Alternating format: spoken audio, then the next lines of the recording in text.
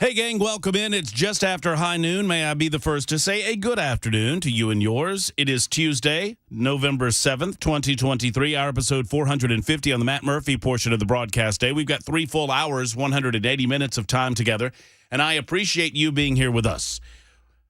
Whatever amount of time you're able to give us, we're appreciative of that, and I certainly hope it's for the full 3 hours and beyond, as I invite you to listen to The Drive after us on Super Talk 99.7 WTN, where we present information-fueled and opinion-driven live and local news talk radio for the masses on a daily basis. We've lots to discuss. Obviously, we'll break down the latest events involving the leaked release of 3 pages of the so-called manifesto by the Covenant School shooter, a person that I do not name, or I try to make it a habit not to name. We will break down the various camps that are involved in reacting to what is surely an emotional release of information involving the Covenant School shooting. It did not have to be this way. Understand that if sunshine had filled this situation from the beginning, we would not be to where we are today. And I understand that there are some that are very concerned that some of this information has been cherry-picked. Well, if you release all the information that you can, absent any of that deals with tactics or methods or whatnot, then you don't have to worry about that either. So we'll break that down for you today on the show and invite you to offer your opinions as well at 615-737-9986, 615-737-WWTN. It is election day in many different states around the United States of America, gubernatorial elections, state legislatures, and the like. We'll break that down for you and ask ourselves if this is a bell cow for what is to come in 2024. We'll be doing that and take your calls on that as well. Donald Trump remains under trial in a civil matter in New York City. We'll give you the latest on that. Very interesting developments yesterday in the trial as Donald Trump took the stand himself, and we were unable to get to some of that on yesterday's show because of the breaking news that we covered for you throughout the afternoon on the Matt Murphy portion of the broadcast today. As I mentioned, your telephone calls, your super text as well, 615-737-9986, 615-737-WWTN. We're also on Super Talk TV. Just check everything in there, would you? I mean, I know that you normally do, but just do that for me. I don't know. It's doing the thing again, the thing that it was doing the other day that McMurray was telling everybody about. That you're looking confused. You were here. This past Friday when we were talking. Think in my head about what caused that. Anyway, one way or the other, we'll muddle through. It's not like we're digging ditches or anything. We're having a great time, and I hope you are as well. Super Talk TV, Super Talk TV's on YouTube, Facebook, Twitter, Twitch. F&M Bank chat line is up and running there as well, and you're invited to be a part of that on the F&M Bank chat portion of it, or just simply passively watching. Hello, you can see my mug there. Episode 450 is entitled, as always, by Bell K, and that title is Matt Murphy asking the hard questions, like if you choke a Smurf, what color does it turn? Libertarian lunch, noon to 3. Smurfberries for dessert. Well, there are some other questions that I would ask much prior to the choking of the Smurf question, because that implies a certain level of violence against the Smurfs, which there was always a specter of violence regarding the Smurfs because of Gargamel. You are my Gargamel. What was the Ariel? Is that the cat's name? Yeah. I mean, the most obvious is that where did all the Smurfs come from? There's only one chick Smurf, right? I mean, maybe Smurfs have a different way of procreating. I don't know. They come from under the Smurfberry. Well, I don't know. I mean, they might hatch underneath the Smurfberry bush. I don't know. But a lot of boy Smurfs and only one girl Smurf and one adult in the room, apparently. That's Papa Smurf. Anyway, there seems to be... So, Steven Crowder, a national talk show host, got a tip,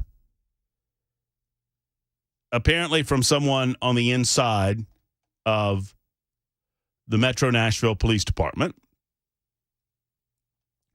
And that tip indicated that this individual had several pages of the manifesto that they were willing to share with Crowder. Crowder subsequently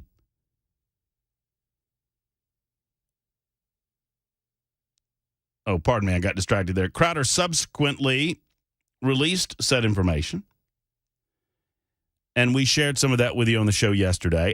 I don't feel compelled to. I know some, and I'm not judging them. I know some have read this on air or whatnot. I don't feel compelled to read the ramblings of a clearly insane human being on the radio, especially when you have every ability to read it for yourself. Mine is not death porn motivated. I'm not saying Crowder's death porn motivated. I'm not saying anybody's death porn motivated. I'm saying there are some out there that want to read it for those reasons or want to see it for those reasons. I'm not that guy, and I'm not that show. But I do very much believe in open government. I do very much believe in the ability for the American citizenry to see this information for themselves, to digest it, and I fear a government that has the ability to withhold this information from its population because of how that will be used and how it will be abused. Here locally, the two main criticisms that I have heard, and I'm sure there are more, or there are subsets of the criticism, but the two central criticisms that I have heard regarding the release of the 3 pages of this, one involves the family members, and the other involves the necessity. The family members, by extension, I would include all of the members of the greater Covenant School family, not just those that actually lost loved ones, but by extension, the entire Covenant School. And, you know, if you wanted to, you could extend it out to the entire community of Nashville, if you wanted to. But typically, the emotional sensitivity ends at the gates where the Covenant School begins. I said yesterday I was a bit confused by the reaction that we heard from Brent Leatherwood. I don't know Brent Leatherwood.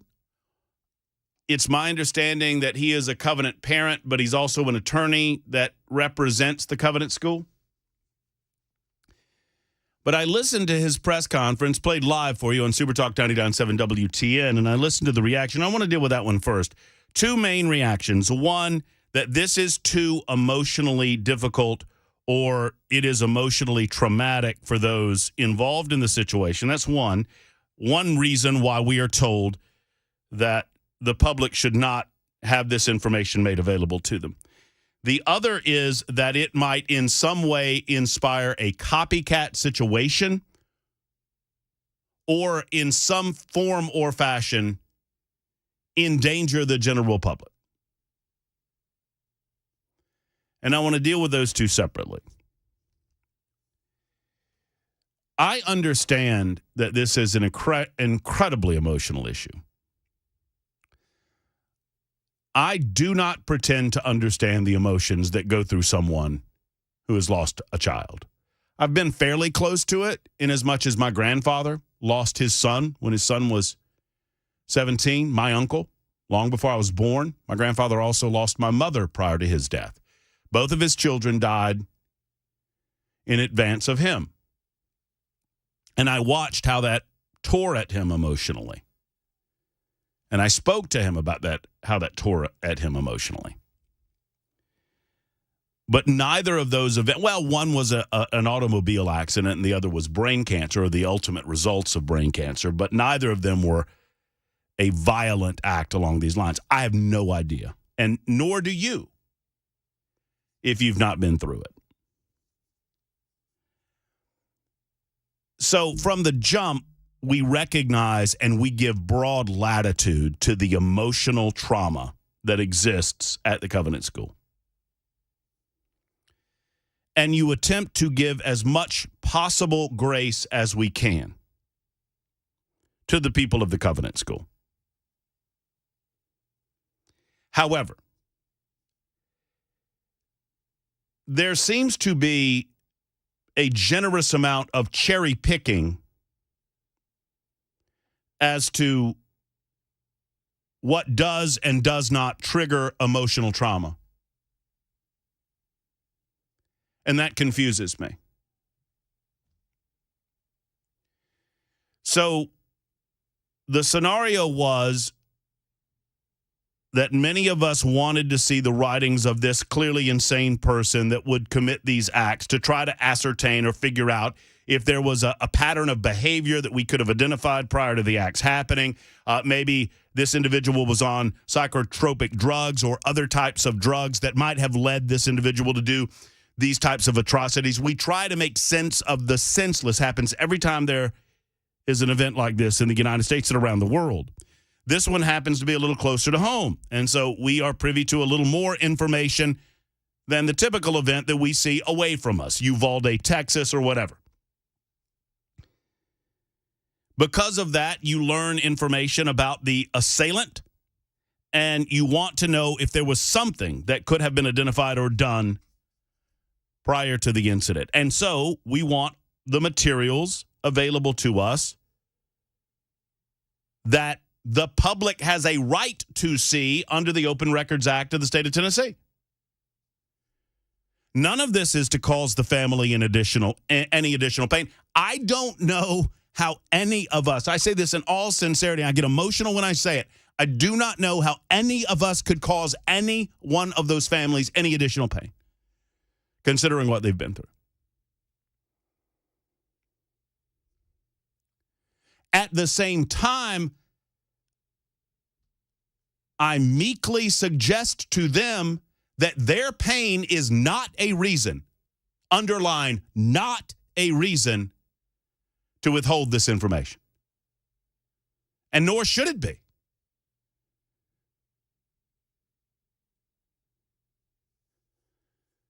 Now, that is with all due respect to those individuals. I do not mean it to come off as cold-hearted, but it is true. Emotional trauma or personal turmoil is not a reason to withhold information gathered in an official investigatory capacity by a police department like the Metro Nashville Police from the general public. The reasons why a government entity, any government entity, can withhold this type of information are pretty defined and pretty narrow. Does the information that the government has present a real and present danger to the general public? Now, we're going to get to that side of it in a moment, because I think that is a more open question. But as I'm thinking about this, it occurs to me that every time I've watched local media, by the way, that pointed the finger at the, quote, conservative talk show host that released this leaked information and talked about what level of emotional trauma and turmoil that local host, or rather that conservative talk show host, not local, conservative talk show host, Steven Crowder, has now caused the families. And I watched all of this over the last 24 hours on every one of them. On 2, on 4, on 17. Who am I missing? CBS? 5? All of them.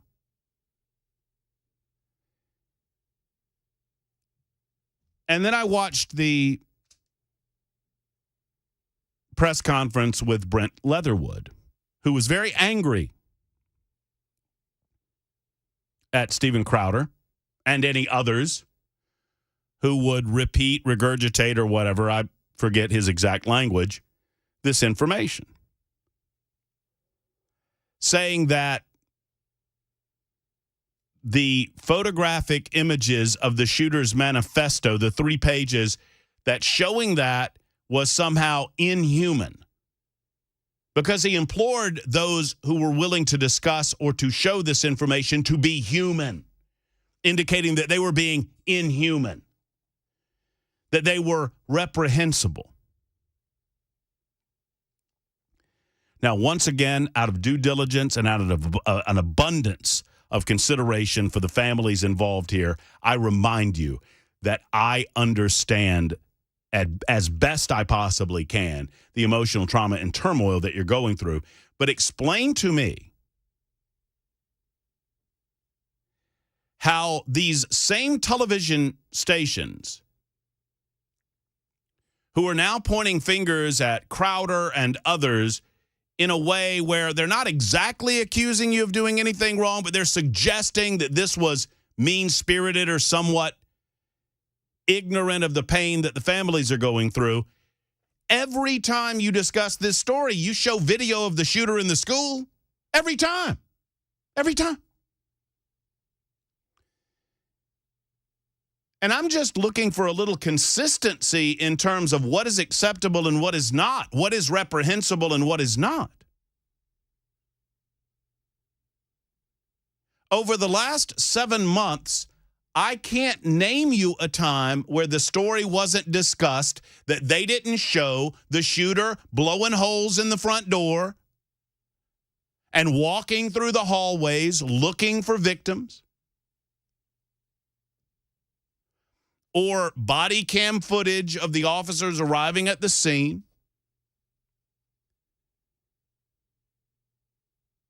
And look, I understand the robust debate that perhaps might need to go on regarding how much oxygen we give the shooter at all.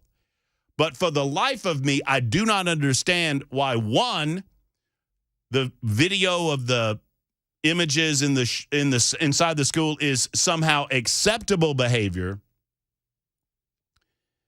and reviewing potentially the motivations of the shooter publicly is unacceptable behavior.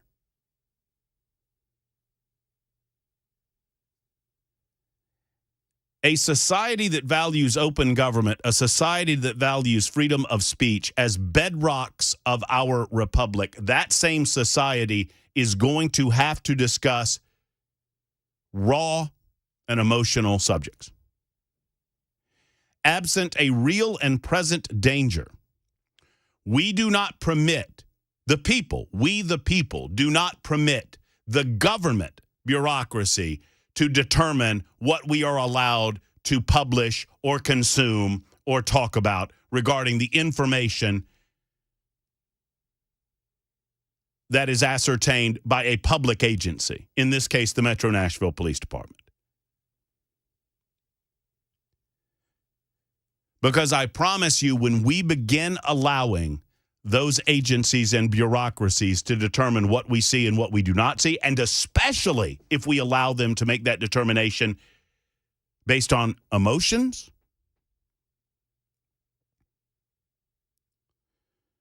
then there's going to be a lot of hiding of information going on.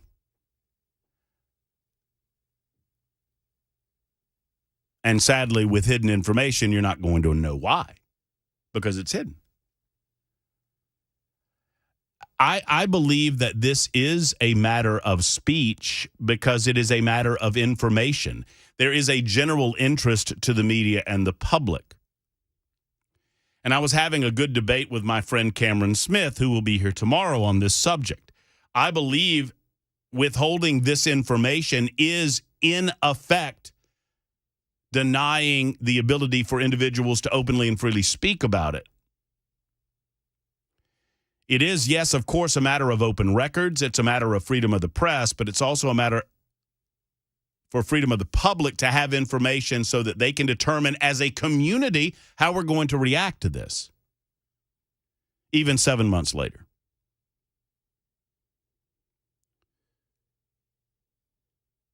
So that's my opening salvo on this. It seems that there's a bit of cherry picking going on amongst those that I've heard from as to what is permissible and what is not permissible. I'd be very interested in hearing what you have to say about the matter. 615-737-9986 is our telephone number, and we are an open book on the Matt Murphy Show on Super Talk 99.7 WTN.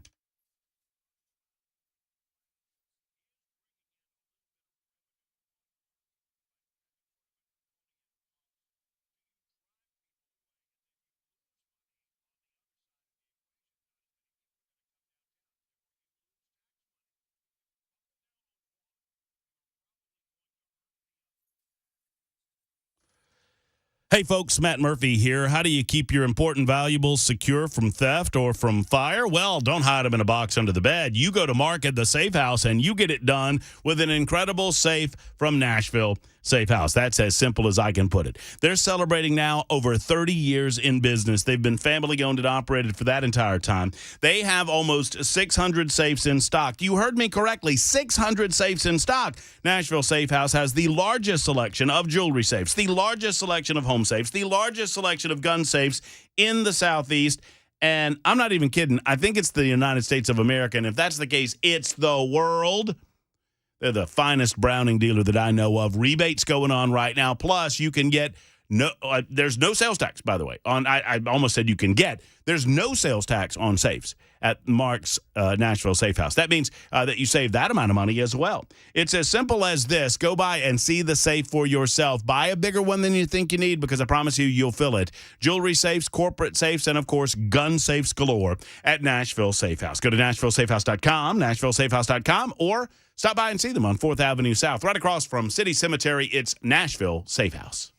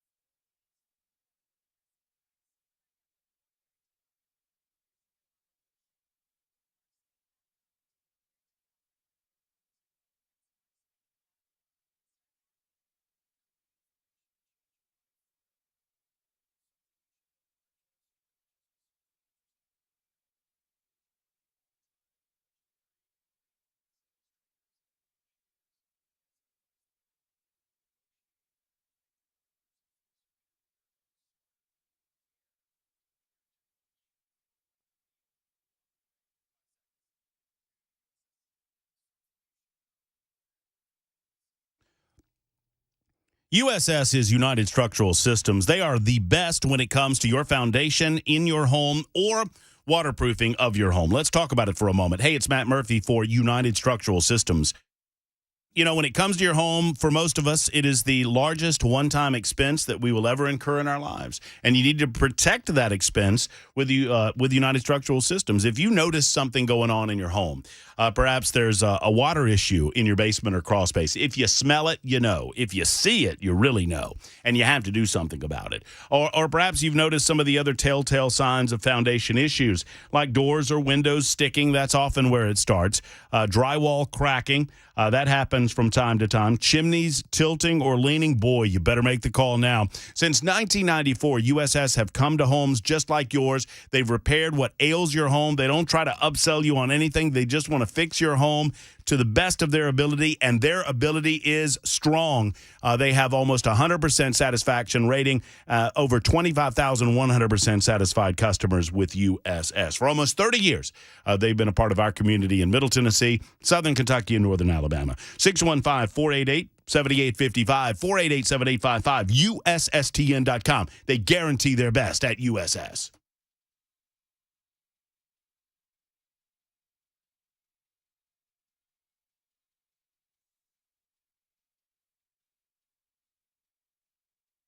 Super Talk 99.7 WTN, Matt Murphy and you.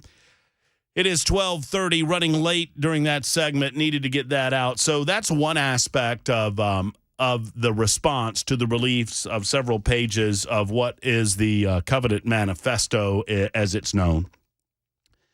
By now, there's really no sense in debating whether or not it is an accurate or real with regard to its authenticity, inasmuch as the Metro Nashville Police Department issued a statement yesterday afternoon from Chief John Drake concerning the Covenant shooter writings. The statement went as follows. I'm greatly disturbed by today's unauthorized release of 3 pages of writings from the Covenant shooter. Well, that says everything we need to know there. So less than 24 hours later, there was a debate yesterday about whether it was authentic and have we corroborated it. I independently corroborated it through a source, actually 2 sources, neither of which were Brink Fiddler. Several of you suggested that my source was Brink. Brink will be here today at 2 o'clock to talk about this and other matters. And obviously, he'll tell you the same, that he and I had no communication or conversation about any of this. But I did corroborate it through 2 other lines or sources, unnamed, obviously. John Drake continues.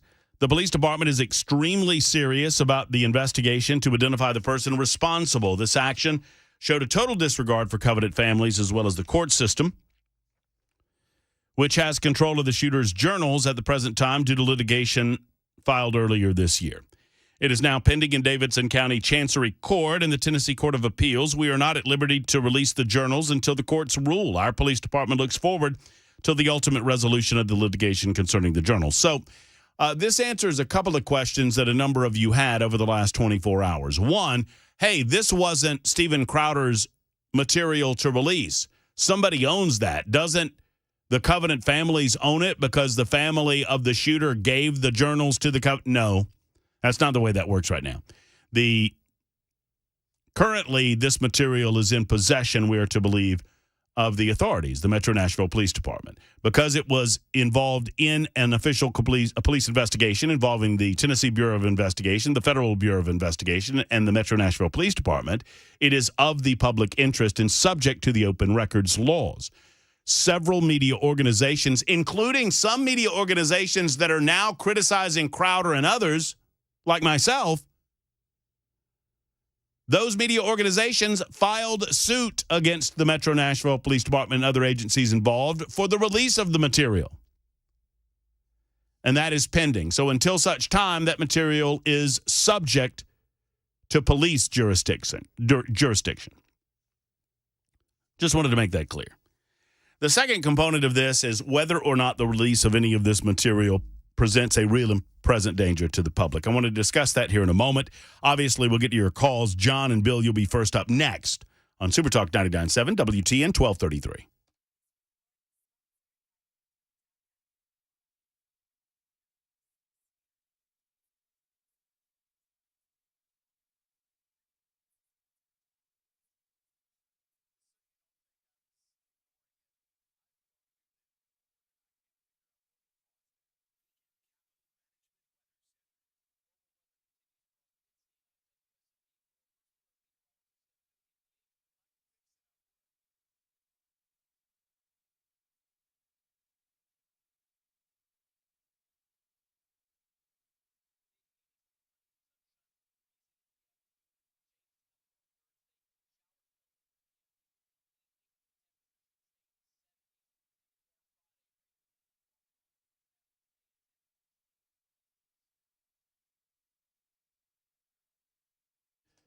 Hello, friends. It's Matt Murphy. You know, it's open enrollment for many of you when it comes to your health care plan. Did you know that I have someone at my disposal, and I want to make him at your disposal, that can help you guide you through the incredible minefield that is health care coverage? His name is Pat Davis, and he is your health plan man. And I want you to go to yourhealthplanman.com to find out more about Pat and his team.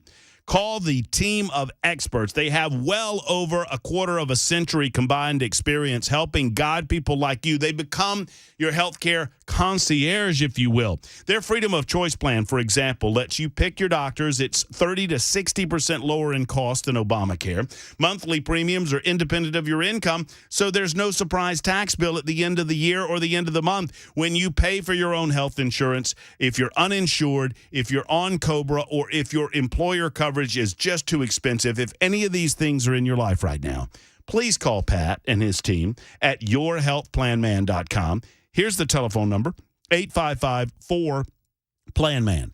Look, I consider myself a fairly smart guy.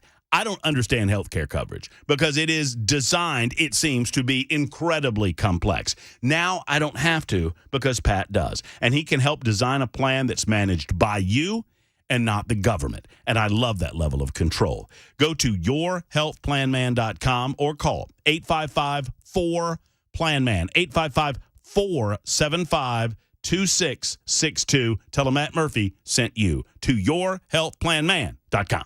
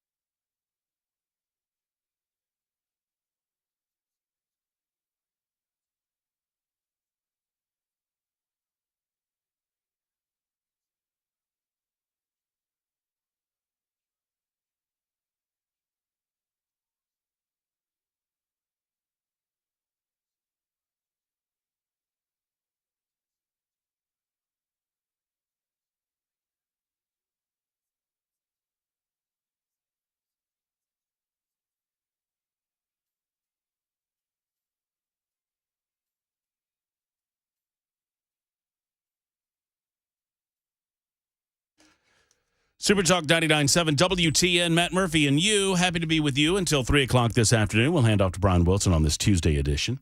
At that time, your calls, your super text coming in fast and furious. My apologies. By the way, a super texter just wrote in. I want to note this. First and foremost, this super texter, 7781, wrote in and said, Matt Murphy, the Murphy Show is the crown jewel of WTN. Well, that's very sweet. I don't think that's true, but I appreciate it, and I'll take the compliment as delivered. No, it's true. And then there was I confirmed it. Well, thank you. I'm glad. Your telephone number is not 7781, is it? Just go ahead. Keep going. But then there's this, that I feel for the families of the victims of the coveted school, but they don't own the rights to the details of the story. That is true. And then I did not respond in a timely fashion, and so the super texter says, why are you guys still advertising the super text line if you're just going to ignore everyone? You're just pissing off all your listeners. At least tell them that you're not going to take super texts anymore. And I responded by saying, look, I get to as many texts as I can directly. I think I'm I'm one of the more. I actually respond to super text. I don't know that most of the hosts do. I don't know. Maybe they do. I don't know. I know Brian doesn't. Although I think he reads them or Chris relates them to him. I actually respond directly. So does Bell K. And we, of course, review them and read some of your super text on air. So it is a valuable component to what we do on the air, even if we do not reference it with the regularity that you would want us to. That said, super texter says, maybe tell people that on air because listeners have no idea how many messages you guys get. Maybe you said it and I just haven't heard it, but certainly the last 40 or 50 of my texts have gone completely ignored. And you know what? That person is true. That is correct because I can see all of your text. When you text us, I see all of the text that you've ever texted us. So we kind of see the pattern of behavior there sometimes. And I apologize that is the case. But in our defense, 7781, you have texted a lot. You text a lot. And I apologize for someone not getting back to you. And when I say a lot, I mean 1, 2, 3, 4, 5, 6, 7, 8, 9, 10, 11, like 14 today. But I appreciate it. I love it. Don't get me wrong. Steve says, you've always responded to my super texts. No, he said stupid texts.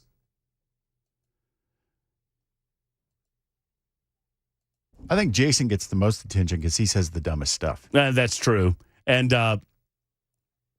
this is my favorite. Dan will answer if you call him an idiot. Trust me. Who said that? Where is that one?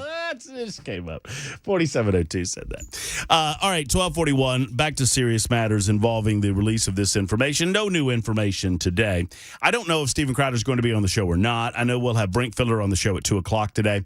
Brink was in charge of training at the Covenant School prior to this incident and was responsible through Defend Systems in saving a tremendous amount of lives. I believe that with my heart and my soul, and the evidence bears that out. We'll talk with Brink, not about this necessarily. We had actually scheduled Brink and Gloria to be on regarding an event that's happening this Friday that you need to be aware of, especially if you're a school teacher. So we'll get more of that in the 2 o'clock hour. At 1:05 this afternoon, my friend, colleague from Huntsville, Alabama, Dale Jackson, will relate a story happening in Alabama, Smith Station, Alabama, regarding information being made available to the public concerning a pastor who is also the mayor of a small town, Smith Station, and happened to be a cross-dresser. I don't know if he's transgender or not. He is now dead. He has taken his own life in the aftermath of some of this, and we'll get the details from Dale Jackson coming up at 1:05 this afternoon. John is in the borough, and he is first up. John, thank you for your call. Good afternoon, sir. Hey, Matt. How are you, buddy? I'm doing well. Thank you. Good. Couple points to your opening statements. You're talking about how they're saying that it puts the public in jeopardy if they release this. In my opinion, it puts the public in jeopardy by not releasing it. If they release all of this information and people can see what led this person to do what they did, it would give them the telltale signs of what to look for. That way they could possibly prevent it in the future.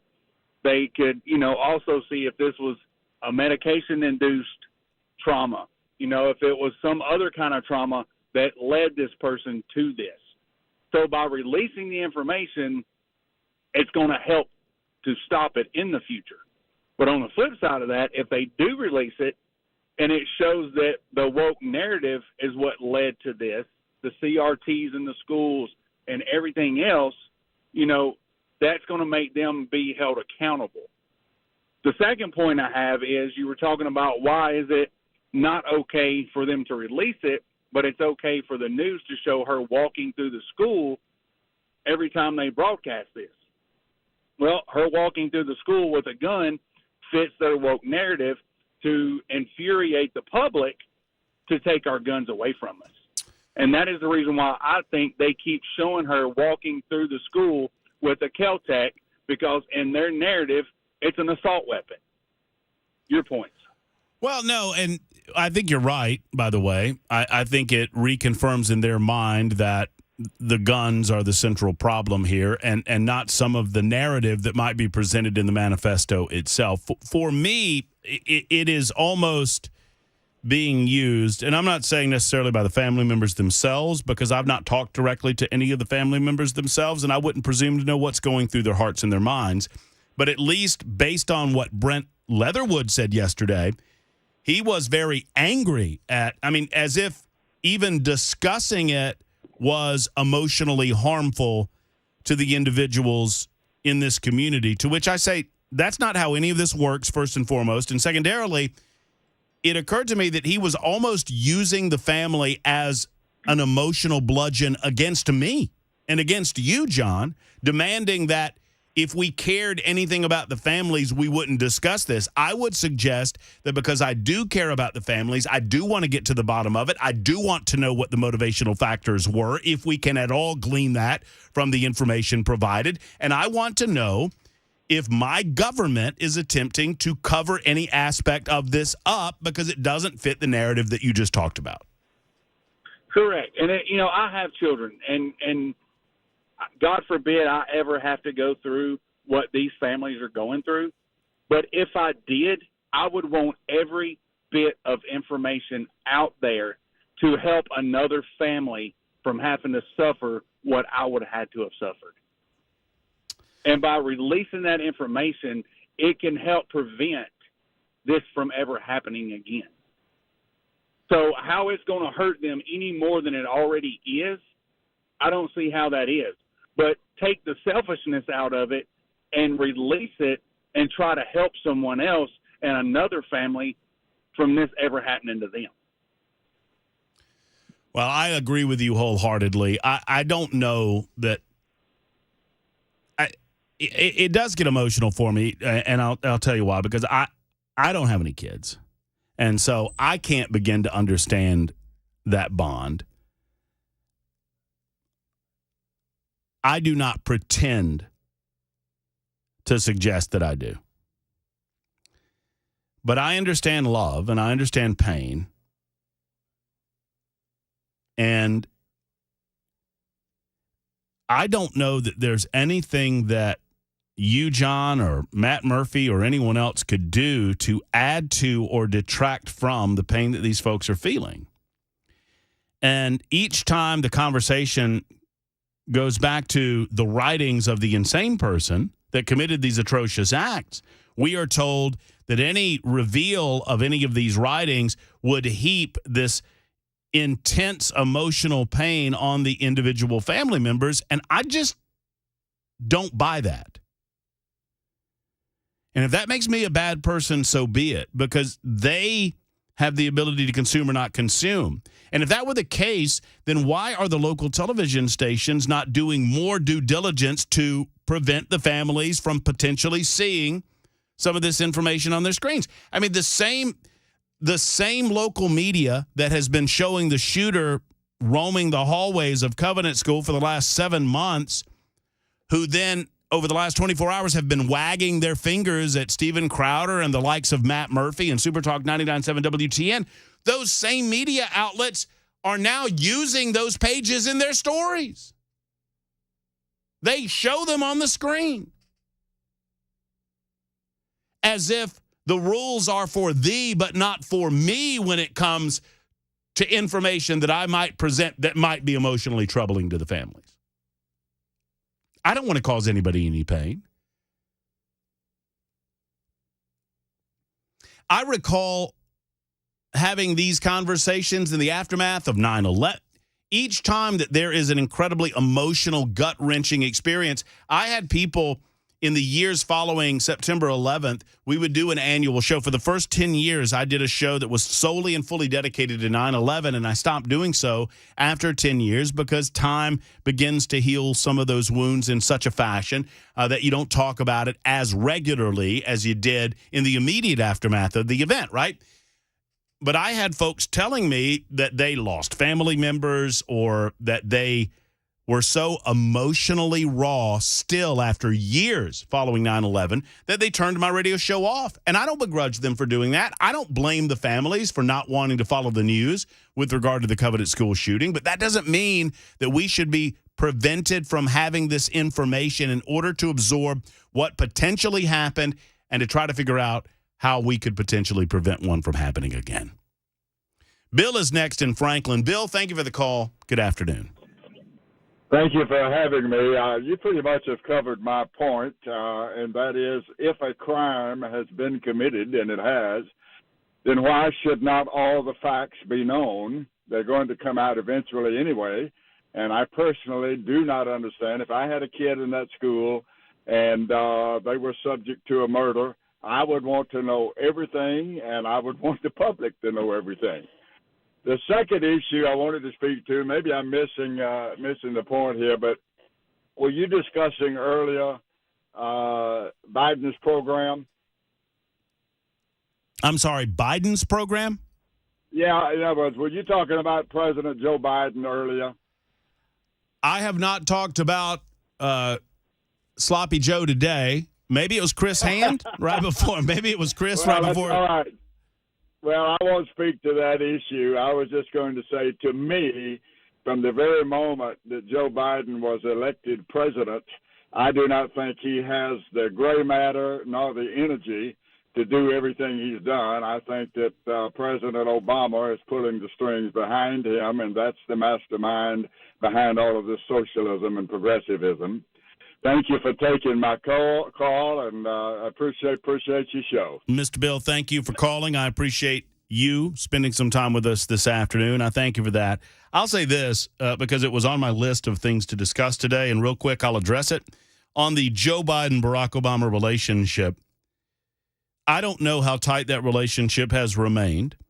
I know that many from Camp Obama are a part of Camp Biden, to include Susan Page, Valerie Jarrett, Podesta, and others.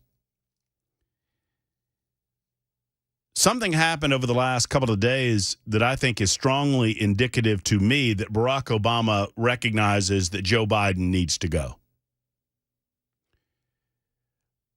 I'll do this in the form of a brief quiz with Bell K. Mr. Bell,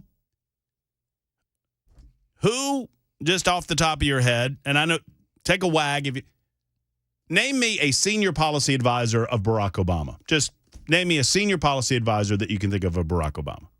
Was John Podesta one? John Podesta was one. That's very good. David Axelrod was another.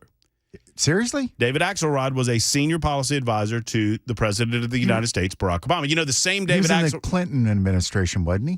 David Axelrod, I don't know what level of involvement he had. Now, George Stephanopoulos was a part of the Clinton administration, but Axelrod was very much involved in the Obama administration. Here's what I know. I don't think that David Axelrod makes any public declaration about presidential races without clearing it through his good friend and buddy and former colleague, President Barack Obama. And just 2 days ago, David Axelrod proclaimed that Joe Biden should step aside. That tells me that Barack Obama wants Joe Biden to step aside, but Barack Obama's never going to say so. He don't want the heat. No, he's not going to take the heat. He can do things from behind the scenes and still accomplish the task at hand. Barack Obama, if anything, is a political animal. He was a horrible president, but a political animal he is. And he understands the danger the Democrats are facing if Joe Biden is the candidate in 2024. 1253, Super Talk 99.7 WTN.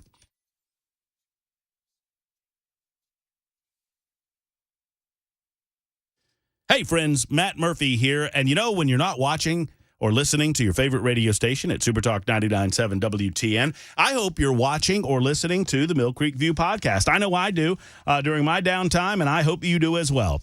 Steve Abramowitz is a good friend of the show, and he covers Franklin, Tennessee, and the surrounding Middle Tennessee community like nobody else in this area. Love him and what he does. It's not just a political podcast, although they are frequently the number one show on politics, on Podomatic, but they also talk about so much more. I mean, we try to do the same. I'm talking artists and authors and cultural touchstones, entertainment figures, you know, country music singers and the like, sports figures, all of those things discussed on the Mill Creek View podcast. I invite you to be a part of it, and do all of the things that you need to do to like and subscribe and all of that. Steve is also CEO and editor-in-chief of the Mill Creek View newspaper, and I know that's a daily stop on my morning journey to figure out what's going on in the world. Go to mcview.us. That's mcview.us, and you'll find the podcast page right there on that webpage. You click on podcast, and you'll find all of the various episodes of the Mill Creek View podcast. Support Steve, I know I do. It's Mill Creek View and the Mill Creek View Tennessee podcast.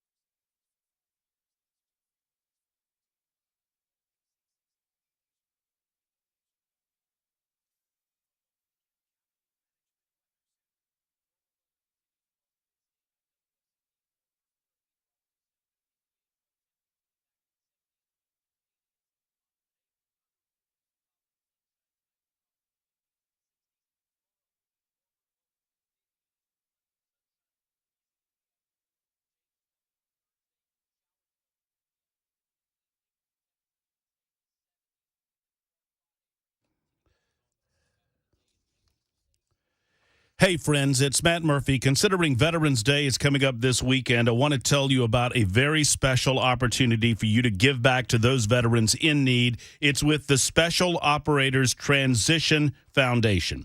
The Special Operators Transition Foundation, or SOTF, provides the most tailored veterans transition program for top-tier special operations leaders to strengthen America's best businesses with elite veteran talent. In other words, they find the best of the best in the veteran pool, and they place them in the best of the best in the career pool. Their goal is to align civilian careers with the strengths and career goals of those coming out of their intense military experience, and to find out what the next chapter holds. How can you help? Well, we're all thinking about how we can do better by our veterans on a day-to-day basis, and especially right around Veterans Day. But for those of us who want to help, let's find hiring partners. If you're a business looking for elite upper management skill sets, then think about hiring operators out of the SOTF program. You can host a transition workshop. If you have a business that can offer up a space to help host a workshop, let's do that. Or you can donate.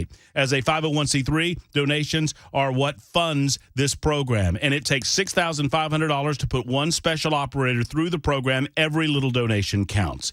Folks, I want to help our veterans, and the Special Operators Transition Foundation does exactly that. It's leadership made right here in America by America. Go to SOTF.org. That's SOTF.org. Tell them Matt Murphy sent you.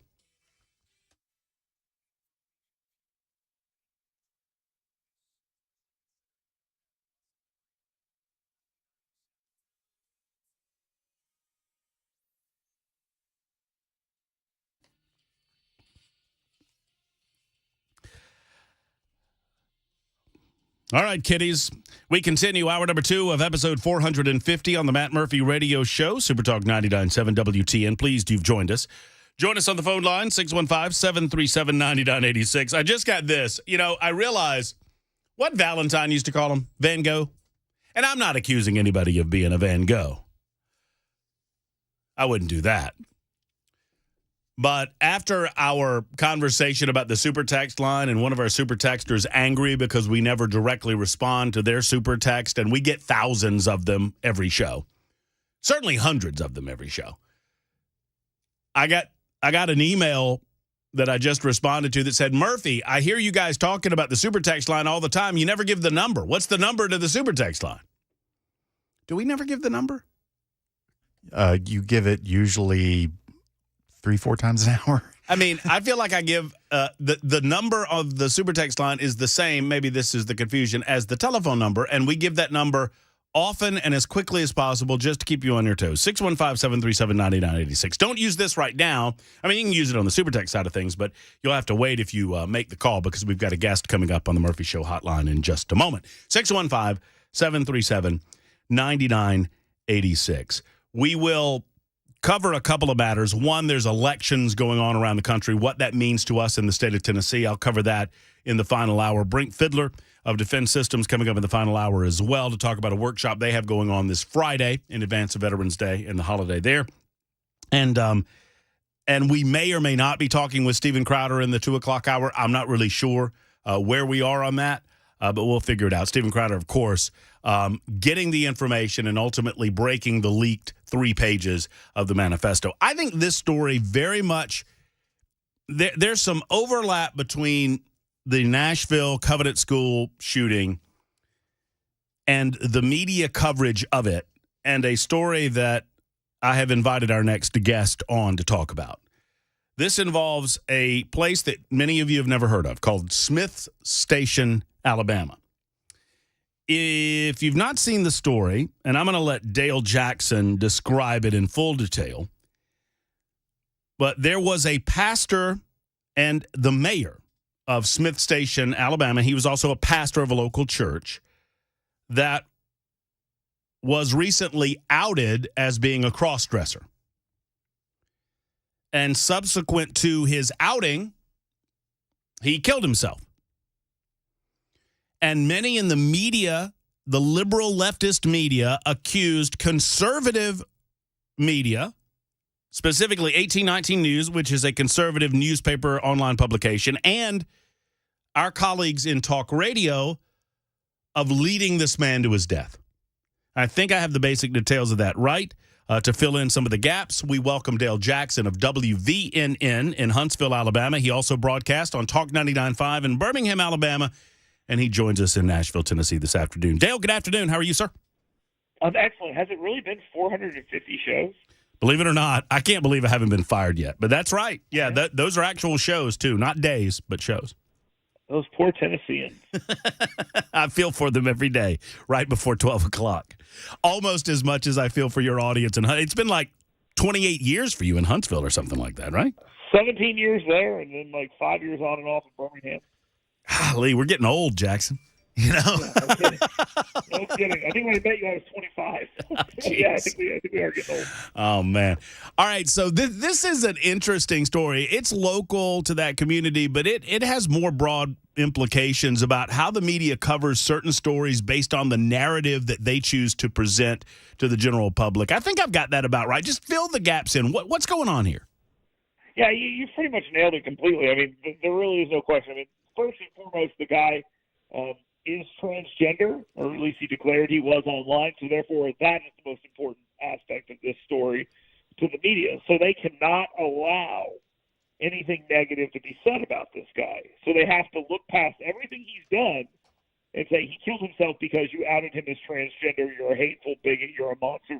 Hilariously, or maybe not, some of the people are attacking his church for being so conservative and hateful that they're the ones that killed him, which is funny because it's a progressive church. They said he's a MAGA guy, which he's not. He's pretty progressive, which is why those in that area who knew him, the media, love him because he was a socially progressive guy who believed that taxation could save us all, that sort of thing.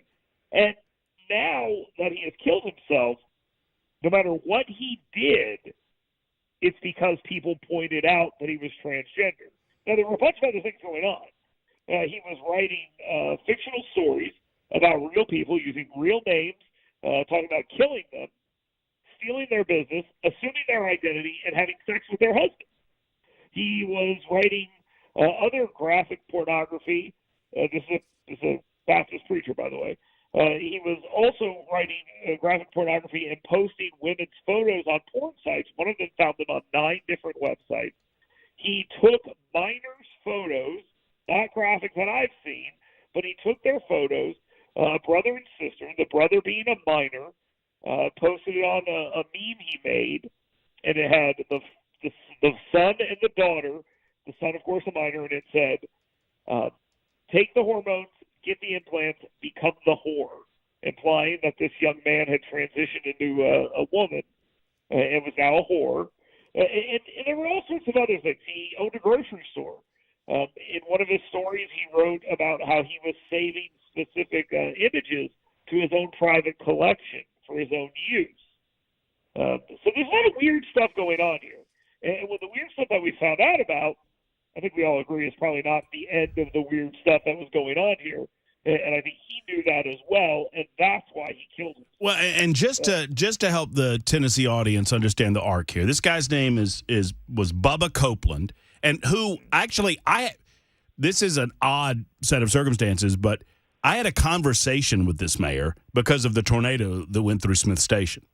Now, I don't remember it, but I was reminded that I had a conversation with the mayor because Trump went down there, and we went down there. We raised money on Talk 99.5 in Birmingham to help Smith Station overcome the tornadoes that ravaged that area during that time. And Trump went down, and he toured the facility and met with this guy. Well, he was apparently living this hidden life. So 1819 News, which is a conservative media outlet in Alabama, they get a tip that this person is leading a double life, that they are not only a Baptist preacher and mayor of this town, but they also are a transgendered person. They describe themselves as a transgender curvy girl, I guess. And 1819 News decides that it is worthy, considering he's elected official, he's a Baptist minister, to run the story. Well, immediately, and you tell me if I'm wrong, the liberal outlets just go crazy. They go crazy over you talking about it on the radio. They go crazy that 1819 News published it at all. And then they especially go crazy when his reaction was to commit suicide. claiming that basically the Dale Jacksons of the world and the 1819 Muses of the world caused him to commit suicide. And a lot of that information that you just related came out after his suicide. And I think what you're saying, and I think you're dead on, is that maybe he committed suicide because he was about to get caught in all of this child pornography that he was caught up in his life. I don't know if there was actual child pornography, just to be clear. Okay. But there's a lot of questionable stuff going on here that if anyone else was doing this, if you learned that the mayor of Nashville, Tennessee was writing erotica involving real people and talked about banging their husbands and all this other stuff, I think the media might want to cover that. Mm-hmm. But what we're being told is we'll cover it as long as you're not transgender. If you're transgender, we have an obligation to protect you from any criticism at all. The transgender thing is the number one. The only thing more important than being a transgender person is being a black transgender person, because we all know the future is black, transgender, and female. That's what we've been told. So we have to accept that protection is needed most. And we've got to protect these people, because when they want to get out there and protest for Palestine and for Hamas, we need to make sure that they're okay and they're able to do this. Now, it sounds ridiculous because it is, but this is the position they've taken. In the state of Alabama and elsewhere. You and I talked about this a couple weeks ago. We may not both remember that conversation, but we were having a lot to drink during the Georgia-Florida game, so it was a rough one. But we had a conversation about this, about all the personal lives that we've covered in our time, Republican, Democrat, etc., and how the media took glee with it. We had a scandal in the state of Alabama. You remember this. Secretary of State John Merrill. It involved all sorts of things, including butt plugs, for lack of a better way to say it. And I'll tell you, the media was all over that story. It had nothing to do with him being Secretary of State. Yet the people who were saying, how dare you say this, were calling for him to resign. It's just, the whole thing is wild, because they've taken this position that if you're a cross-dresser, if you're transgender, your life is off limits. And lastly, I don't go long here, but Alabama Political Reporter, the scummiest outlet in the state, deleted a story they ran about one of the Porch Creek Indians operators who run casinos and stuff like this in the state and do plenty of other things, because he was on stage with a drag queen dancing, and they tried to smear him with that. And when all of this came out, I pointed it out to them, and now that article's been deleted. So they don't even believe what they're saying, and that, I think, is the most important point here. The people that take this position, and you guys have them in your state, their name, one of the guys' name is Phil Williams. I guess one of the TV stations there. Yep. There's no way he believes the stuff he's saying. Well, no, There's and Phil no Williams, and I've repeatedly gone after Phil Williams of News Channel 5 as to why he doesn't point his investigative resources toward Representative Justin Jones, who is a local black young representative in Nashville, who's one of these quote-unquote Tennessee Three, or the Bullhorn Trio. Been to Washington, D.C., been to the White House. Oh, he's been celebrated. He is also credibly accused of covering up the sexual assault of 2 women in 2020 at the Tennessee State Capitol. And Phil Williams refuses to cover it because it doesn't fit his narrative. Yeah, but believe all women unless it's inconvenient to us, and right. If those women are actually men. Well, and one of the reasons that I thought this story was important to relate to the listening audience is because of the transgender component to it. Because there is a strong belief, and it is being confirmed with the release of these several pages of this quote-unquote manifesto by the Covenant school shooter, that much of this material is being either not explored by the mainstream media, or there's not been a push to uncover some of this material because of the nature of her transition or transgenderism or whatever, wherever she was in the stages of these things, and whether or not she was undergoing actual medical treatment to the tune of psychotropic drugs or whatnot, or testosterone or whatever it might be, that might have affected her mindset. Oh, yeah. I mean, all you have to do is go look at what the White House said when this all went down. People were like, well, with her being trans have anything to do with this? And Freddie Jean-Pierre was like, trans people are under attack every single day. It's the same thing they did after the Israeli thing. Muslims are under attack every day. It's the same thing Elizabeth Warren did yesterday. A guy was brained with a megaphone and killed at a protest, and you have leftists who say, yeah, but Muslims are under attack all over the place. Where is this trans genocide that we're supposed to be seeing? Where is all this Islamophobia we're supposed to be seeing? Why can't they look at the horrific things in front of us? Of children are being slaughtered at a school. And why can't they say, that is terrible, we're going to tell you why it happened and how we're going to stop it next time? They won't do any of that. Instead, they're more concerned about the transgender community coming under attack because one of their own went and killed a bunch of kids because they were rich and they were white. I may have missed that, but I haven't seen anything in there about the religious aspect of this. I know the person attended this school, but I got to believe that's part of this too, right? Well, it is believed, and that is part of the desire to see more of the writings of the individual as to whether or not the decision was made for her to target this school. There was another target early on. We don't really know what the timeline is. We do know that the Opry Mills Mall was targeted briefly, but because of the nature of the security there, she backed off that plan and then reverted back to the school because she understood the layout of the school. Now, how much of a Christian component there was to this. I mean, in these writings, we see about white privilege, and we see, and, you know, I am told that there were some identity markers within these materials that I'm not going to reveal right now because I've not seen it with my own eyes that would indicate why she would refer to some of these people like as crackers and that sort of thing. But there's just a lot of information that we could learn from and use to try to identify individuals who are going through mental issues prior to them committing these acts. And there seems to be just this massive incuriosity by the mainstream media because their desire, first and foremost, and it goes right back to this story out of Smith Station, is to protect transgender people at all cost from any criticism whatsoever. Okay, it's kind of like a favored nation status that people on the left get. It's the same curiosity that leads to people being like, oh, there's nothing with this Joe Biden thing. Everyone knows there's something with Hunter Biden and Joe Biden. Good Lord. I mean, everyone knows it. And the media's like, oh, no, that's not a big deal. They tell these stories that you know are true. And it should be credibility killers, but it's not.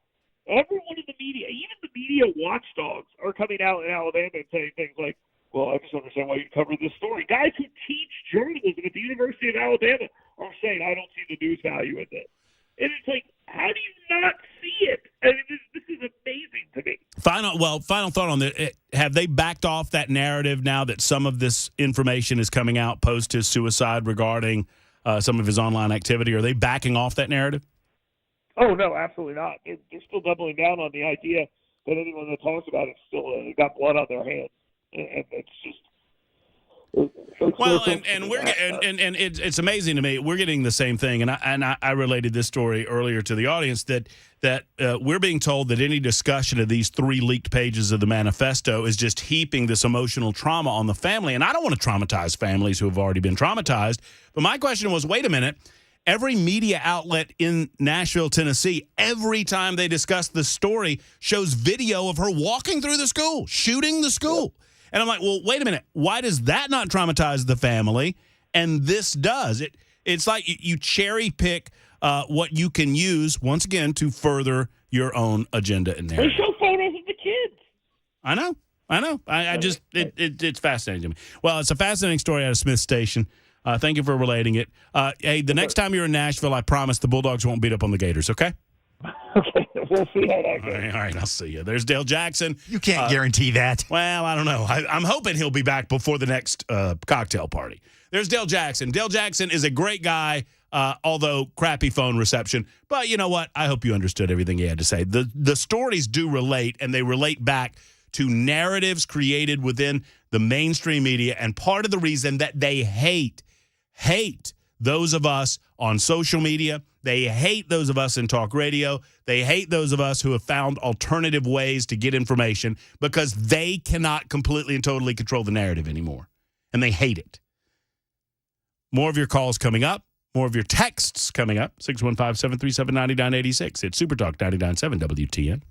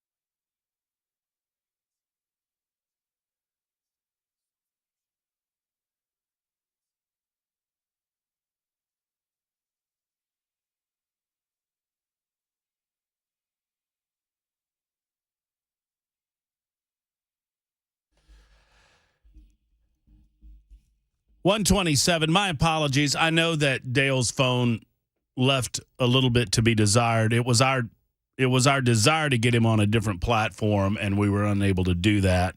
We have a lot of technological advances in our communication opportunities, and we were unable to take advantage of several of those. That's all I can tell you. We couldn't get the thing to hook up. So we'll try to do better next time around. One of these days, for those of you on Super Talk TV, I'm very hopeful that one of these days we'll just be able to hook up via Zoom. Here's my confusion. If Wilson can do it from Watertown, why can't our guests do it? I mean, maybe they can. I don't know. We're working on it. We'll get this thing shined up and looking pretty before you know it. Well, I mean, there's me. I'm not going to be looking pretty, but every other aspect of it will look pretty. Hello, for you Super Talk television watchers on YouTube, Facebook, Twitter, Twitch. You can also join in on the F&M Bank chat line and chime in with your commentary. Many of you doing so on the Super Talk text line, the Super text line, if you will. Hey, Matt Murphy, at what point are you going to start counting your shows? Hi, I mean, is it going to be, oh, no, I get this. At what point, Matt Murphy, at what point are you going to stop counting your shows? And then he says, in parentheses, old man voice. Hi, it's Matt Murphy on WTN. This is show number 39,743. Happy to be here with you for the next 20 minutes. Feature, not a bug. If I get 39,000, man, I'm up there in age. I've lived a long, nice life at episode 39,743. I don't know that I will.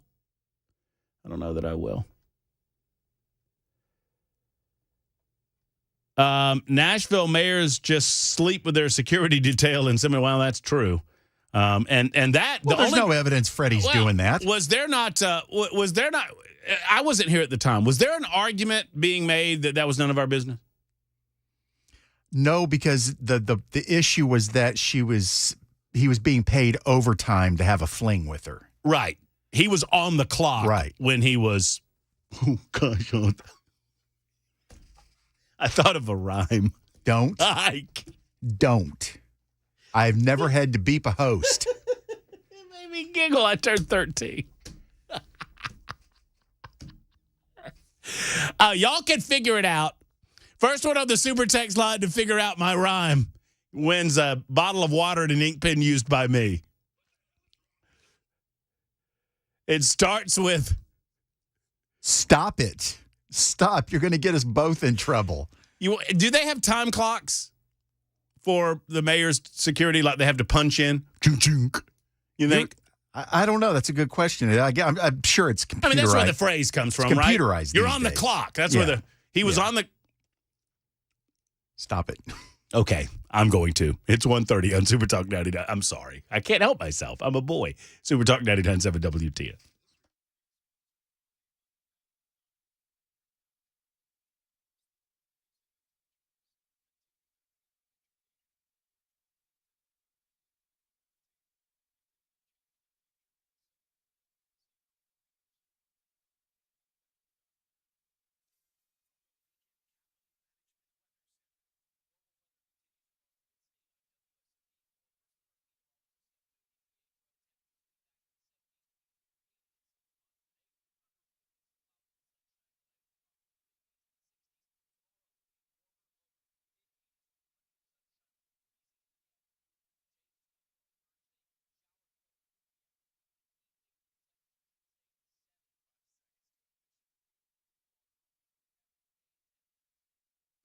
Hey, friends, Efficient Heating and Cooling, Jeff Eddy, for whatever need you might have. Now's the time of year. It's a weird time, right? It's early November, but you're probably turning the AC on this afternoon because it's getting up to 80 degrees, for goodness sake. and you turn on the AC, and then later on this week, maybe this weekend, here comes the heater again, then the AC. Especially if you have, like me, a heat pump, it puts a little bit of a strain on that unit. Jeff Eddy is here for you with Efficient Heating and Cooling to help in any regard, particularly with the maintenance of your heating unit. You need to get that done before the cold months of December, January, and February are upon us. And with Jeff Eddy and Efficient Heating and Cooling, it doesn't cost you an arm and a leg to do that. As a matter of fact, they'll never charge you over $125 on a maintenance call. That is their commitment to you, no matter how many units you have, no matter how much they have to do at your residence for a residential maintenance call. If it's a maintenance call, that's all you'll charge. And oftentimes it's much less than that. Go to efficienthvac.net for more information. That's efficienthvac.net. Or better yet, give them a call and schedule an appointment today, 615-784-4424. They are a diamond contractor with Mitsubishi Electric, an elite pro partner with Rheem. They're good friends and great people. If your heater's not ready, call Jeff Eddy and Efficient Heating and Cooling.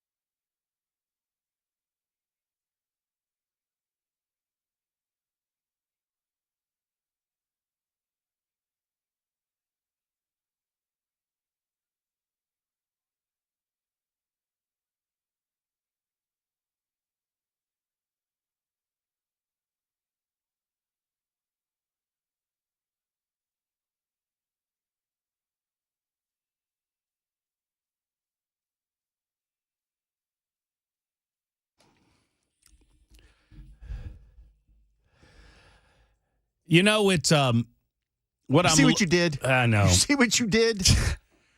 135. So you got to have a little fun in life. 135 Super Talk 99.7 WTN. My name is Matt Murphy. We're here till 3 or until Allison or Dan or someone, Charlie, comes and Pulls you off the air by your hair. The radio because of what filth you people are putting up on the super text line right now. But that is, I blame Bell, really, more than anything. I say these things to make him laugh and to make him nervous, and I did both, I think. Yes, you did. But you know what's happening on the super text line with the amount of people filling in the gaps on my little rhyming joke reminds me. Let me see if I can figure out a way to tell this joke on the air. I can. It doesn't have the punch. Well, it doesn't have the punch that. Well, no, I can't. It wouldn't work. But it reminds me of a joke about the Pope visiting a local parish and the people of the local parish getting ready for the Pope's visit. And the priest went out to fish in the pond to catch fish for the Pope's visit so that they could feed the Pope. And they caught a particular fish that was called a particular thing. And then hijinks ensue until such time as the Pope gets there. And I wish I could tell you the joke. I should probably be quiet now because I really can't, because the punchline has a curse word that I can't say on the radio in it. But if you've ever heard the joke, it's about the priest that catches a particular fish, a huge fish, and the fishing guide tells him the name of the fish, and the name of the fish is an SOB. But he says the word. And eventually that gets to the Pope. If you know the joke, I wish I could tell it to you. I love telling good jokes, and that's a good one. But I cannot on the radio lest I lose my job. Back to more serious matters involving the manifesto. We're breaking down the reaction to some of the release of this information. None of this would be happening if the information had been released after it was determined the investigation was complete. As painful and as sensitive as that was then, as it will always be in our community, obviously it brings up those memories. Fact of the matter remains that this is information that ought to be, per the laws of the state of Tennessee, our open records laws, available to the public through a Freedom of Information request. That request was stymied in the courts, in part by the families of the Covenant School. Some of the reaction that we're getting to makes one wonder why there is such a pushback. I understand how emotional it is. I understand that most of the people at Covenant School simply do not want those wounds reopened. Of information invites speculation. And so we are left 7 months later wondering, was she on drugs? Wondering things like, where are these videos that she described to us? Are they real or are they imaginary? I don't know. But in the portions of the writings that we saw from this person, we see that she was planning to make a last video, a final video. Well, that would indicate that there are previous videos. In the detailed manifest of the information taken from the scene, there are videos and technologies included in that manifest. Where are those? And will we be privy to seeing those? I have no interest in seeing crime scene photos. I have no interest in seeing schematics. I have no interest in seeing methods. Because I understand that you're dangerously close to inspiring copycats. And that's always a danger when discussing these types of things. But I would suggest to you going the other way. If you're to tell me that this entire conversation is off the table for fear of someone out there somewhere being off their nut enough to be inspired by this conversation, well, then hell, we can't talk about any of this. We can't talk about 9/11. I mean, by extension, am I allowed to cover some of these ridiculous pro-Palestinian organized protests that are happening across the country that have resulted in violence against Israeli supporters? Am I allowed to tell you about the Jewish man that was struck by the pro-Palestinian protester and killed in a violent interaction for fear that there might be a copycat? You understand how far that rabbit hole goes?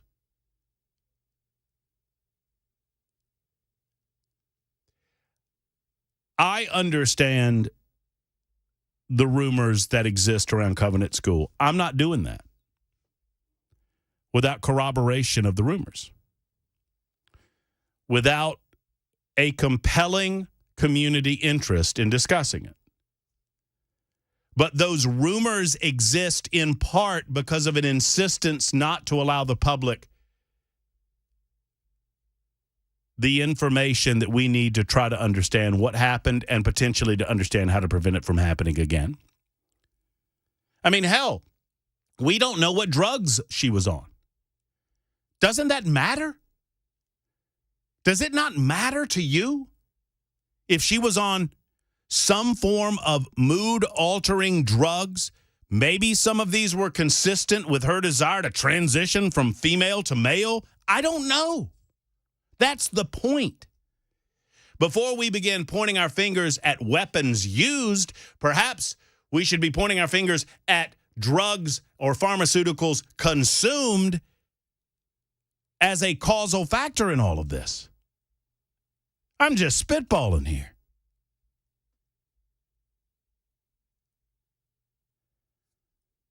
(615-737-9986). Dan is next in Franklin. Thank you for your call, Dan. I'm glad you made it. Hey, thanks for having me on. I just want to say that I disagree with you. Okay, great.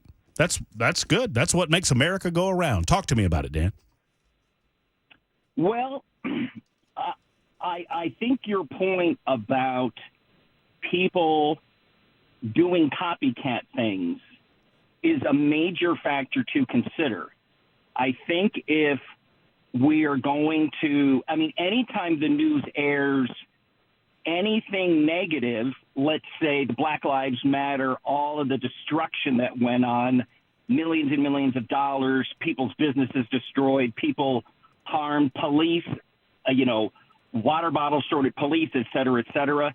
And not only does, if you let out the information from the manifesto, which I don't understand why the average person needs to know, because the government and the police are the ones that are going to make the changes. If that not only inspires somebody, but gives them ideas, because there's inspiration, but there's also tactics.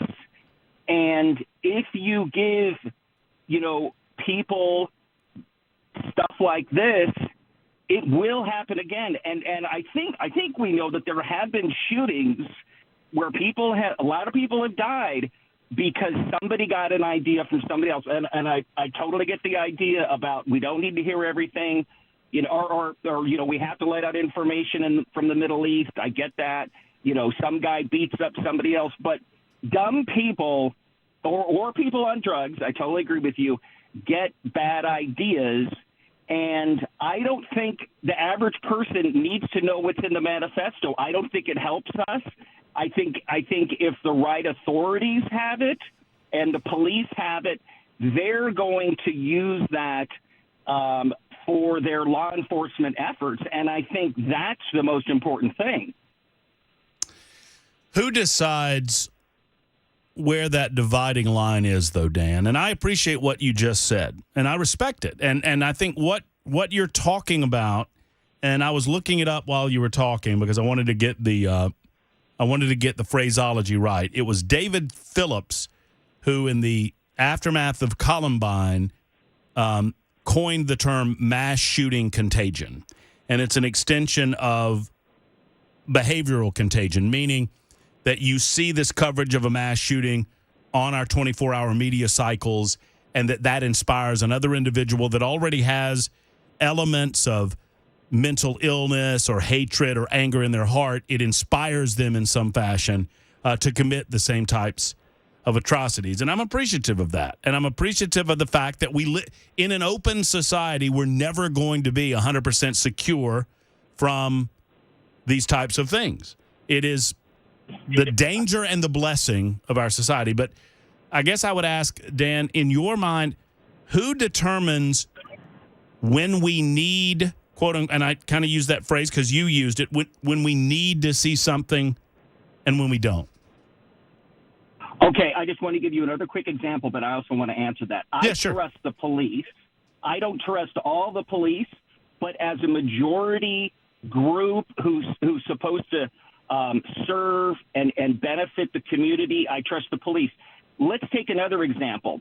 When you and I were growing up in the 70s and 80s, how many people wanted to mutilate the bodies of children, or kids got inspired to transition their gender to another gender? It almost didn't happen at all. But people got on social media, kids got on, and what did they learn? They learned bad things. They learned really bad things that are destructive to them. And people started to promote ideas that were extremely harmful. So the power of the media, we cannot underestimate for horrible things to happen. So, and I'm not saying this flippantly, Dan. So are we now arguing to shut down the internet? Come on. I mean, are we? I mean, come I'm on. not. That wasn't my point. No, but Dan, the point that you made leads me to that question, because what is a more destructive force in young people's lives than the internet? Right. That's not my point. My point is No, it is that's the reason. No, Dan, hold on. It's my point that is the logical place that we have to go if I buy into the theory that we need to be overly and abundantly cautious about what we might expose our young people to nowadays, then I would suggest to you the first place we need to start is a severe shutdown or censorship of the internet. Okay, and that's not my idea. That's yours. Well, my point is that's where your idea takes us. But that's where it takes you, but that doesn't take me there. No. If we begin, if you want to go there, you can. You want some sort of bureaucratic. I mean, I'm not trying to put words in your mouth, because I think you're making an excellent argument. I do. I disagree with it because I'm in the free speech business, right? I'm in the free speech. I agree with free speech. I'm just saying that if you put out really bad ideas wherever they are, bad things can happen. That's why I trust the police to make the decision about what the community needs to know about certain sensitive materials. We don't know everything that the federal government and the Pentagon goes on in Area 51. Maybe we need to know, maybe we don't. We have to trust our government and the way that it runs. Well, and my demarcation line is a little bit different than yours, Dan, but I think we can agree to disagree on where we draw the line. But mine is simple, and this. Unless there is a real and present danger, I place the ultimate responsibility on actions taken in a free and open society on the individual committing those actions. The only person ultimately responsible for the actions at the coveted school was the person that perpetuated the actions at the coveted school. Now, that doesn't mean that we cannot glean certain motivational factors from the manifesto if we were to see it, but what you're suggesting is that we ought not to see it for fear that on the other side you might inspire others to do the same. I get it. I trust the police. And I want to trust them with making the right choice to put out the information that's necessary. I don't believe Dan, great call. I don't believe for a moment it was ultimately the police that made the decision to withhold the manifesto. I don't believe that for a second. I want to trust the police, and I trust, for the most part, the rank and file. But there's a place where the police meets the bureaucracy, and the bureaucracy meets the politicians. And that's where I do not trust that they will make decisions in the best interest. They would prefer to keep us in the dark. And that's not the way that we operate in an open and free republic. We can't. I promise you, as soon as you begin walking down that path, it will ultimately be abused. And I would suggest to you, and Dan, I get your point. I'm not knocking you after you're off the air. I thank you for the call. It was a great one, a great call. And I'm sure many people agree with you. I simply don't. I do not believe in the suppression of ideas and information on the premise that it might in some way down the road inspire someone to do something illegal. If you present a real and present danger, if you shout fire in a crowded theater where there is no fire and create a panic, then obviously you have to be held accountable for the consequences of your actions. Using that logic, you could say that Catcher in the Rye should have been banned because it got John Lennon shot. It's a great point. I mean, or we should not allow the playing of the White Album anymore because the White Album inspired Charles Manson. Yeah. And Helter Skelter. So, I mean, crazy people going to do crazy, and crazy people are inspired by a lot of things. But Dan, I get your point. That can't present a real and present danger down the road. Thank you for the call. I'm glad you made it. It's 1:51 on Super Talk 99.7 WTN.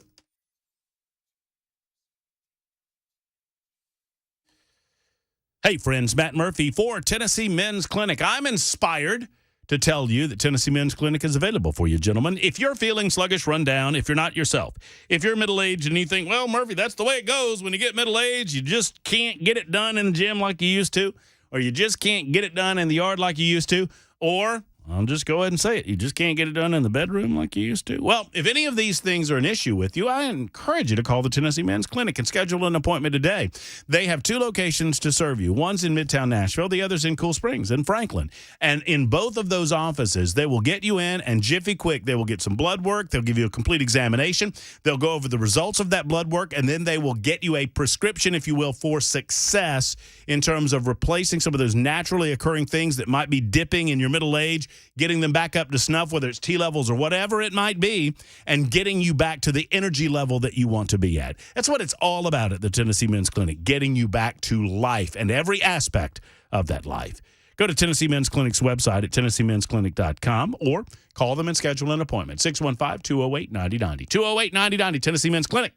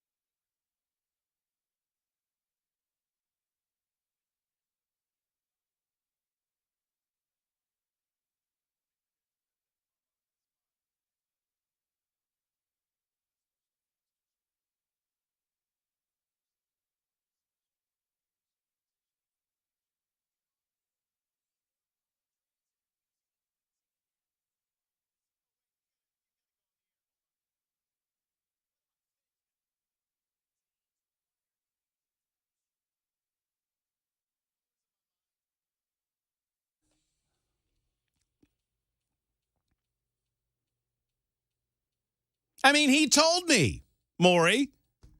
He said, hey, you need to go get Brink. And I I've said, told okay. you repeatedly. How many times have I said, don't listen to what I say, listen to what I mean? That's true. My bad. I got a lot going on. I got a lot of people texting me. We got the super text line up and running. We got a lot of moving parts and a lot of balls in the air. I've got people hitting me up for my Pope joke, which I don't have time to do. Email me on the Pope joke, matt@murphyshow.com. Matt@murphyshow.com. I'll write out the Pope joke and I'll send it to you. It's much better told, though, just fair warning. That said, we've lots more to discuss. We'll talk with Brink Fiddler. I will ask him his thoughts on the latest. I have a feeling I know him well enough to know what he's going to say regarding motivations versus actions and how those motivations manifest themselves, but we'll let the man himself talk about it. Did He's I not with just Defense ask you to System. go get him? What? Would you be quiet? I'm in the middle of something here. I'll deal with you in a second, buddy boy. I almost said something about meeting you at the city cemetery, although I think that might be misconstrued based on... You punch out your time clock, and I'll meet you down at... Mac Maury's got the news next.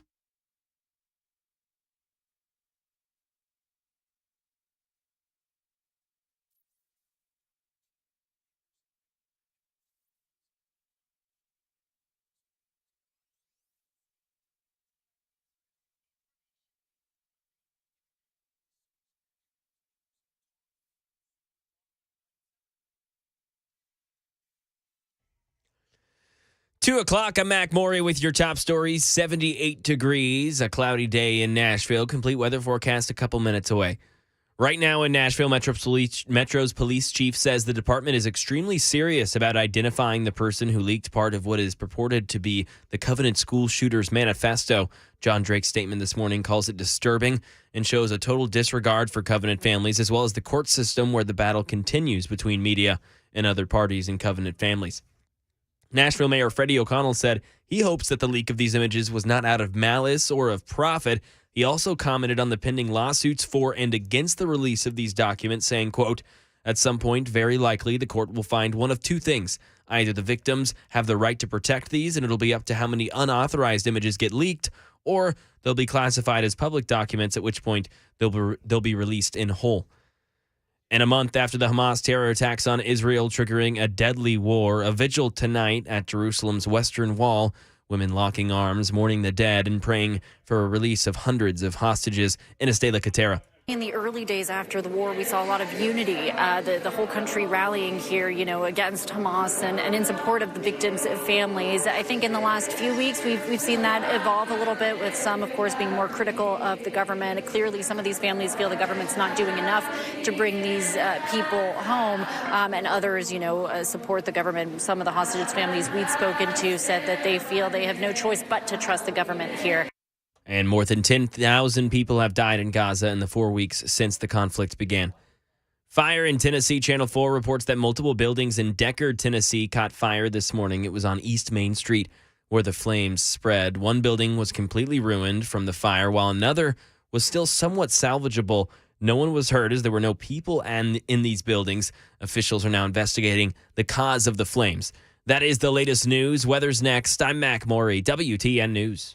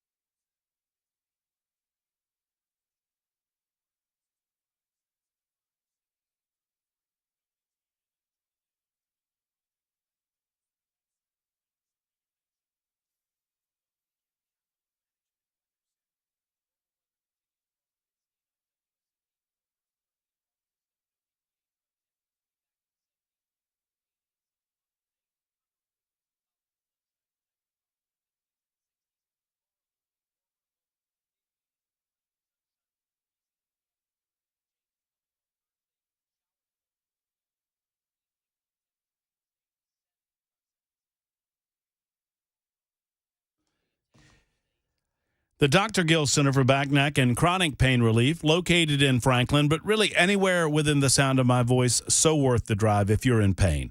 You understand it, right? And look, I didn't know about mystery pains when I was 40. I know about them now because I'm 50, and you get them, right? You get the mystery knee pain or the mystery back pain or the mystery neck pain, and you don't know really where it's coming from. Well, the Dr. Gill Center, they know, and they can assist you. Chiropractic care has advanced so greatly in the last 30 years since Dr. Gill started his chiropractic center down in Franklin, and they've kept up with those advancements. As a matter of fact, they have been first in our community, first in Middle Tennessee, to bring you so many different things like spinal decompression, red light therapy, the Class 5 laser system. They have it all at the Dr. Gill Center, and it's all designed to help with your spine, to help with your joints, to help with your body, and to help with inflammation, reduce pain, reduce swelling, and accelerate healing without the need for, injections, and certainly without the need for pills, and without the consideration for surgery. Call the Dr. Gill Center today. Tell them Pain Relief. Matt Murphy said Pain Relief, and you'll get a discount on your initial consultation. 615-882-4838, 882-4838 for the Dr. Gill Center for Back, Neck, and Chronic Pain Relief in Franklin.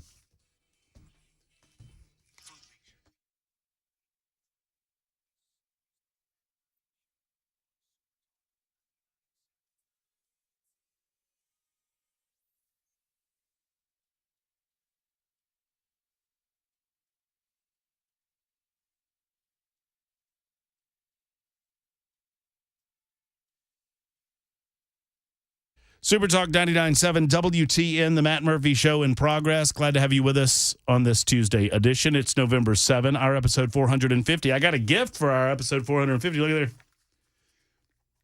Right there. This, by the way, before anybody calls me What's out that on say? this. I can't see it. It says, "To hell with Hitler." And right beside that, it says, "Ask for Yazoo beer." And this is my laptop computer, by the way. We're doing something on Super Talk TV. For those of you that aren't available on Super Talk TV, you don't know what we're doing, I'll describe it to you.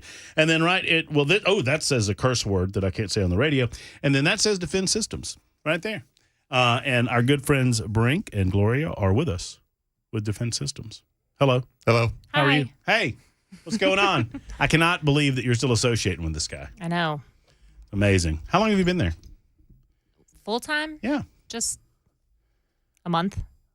Oh, what? What are you telling her to do? Closer to the microphone, because after I listened to the interview that Belle was kind enough to send me the other day, that was the only thing I had a hard time hearing her. You kind of have to eat it up. Gotta eat the microphone. Yeah, you kind of have to better. eat the thing. Oh, you sound great. Don't be afraid of it. Thank you. So how long? Full time, a month, roughly. Well, I wish, I tell Brink this every time y'all come on. I wish that you would call me one day and go, "Hey, Murphy, we're doing something else. We want you to help us advertise it because we've gone out of business because there's not a need for us anymore." That'd be great. I am sad to note that it doesn't seem like that's going to happen anytime soon. But thank you for coming in and spending some time with us today. Sure. Thanks for having us. Everything going well outside of some of the subject matters that we'll be discussing today? Everything going well in your world? Yeah, busy managing the chaos and the travel and the stuff that comes with company growth. But yeah, we're handling it. I got a great team, as you know. I know I do, and you've got an incredible event. The reason that Brink and Gloria are in studio with us, they're here to discuss an event that's coming up this Friday, and we're going to talk about it at length in a moment, but I want to present it up front, and then we'll discuss some of the activities going on surrounding Covenant School, and then circle back to the importance of this event on Friday. But you made the decision as well, let's start at the beginning. There were schools in Davidson County that reached out to Defend Systems. After Covenant, yeah. After Covenant. Double digits had booked us. Yep.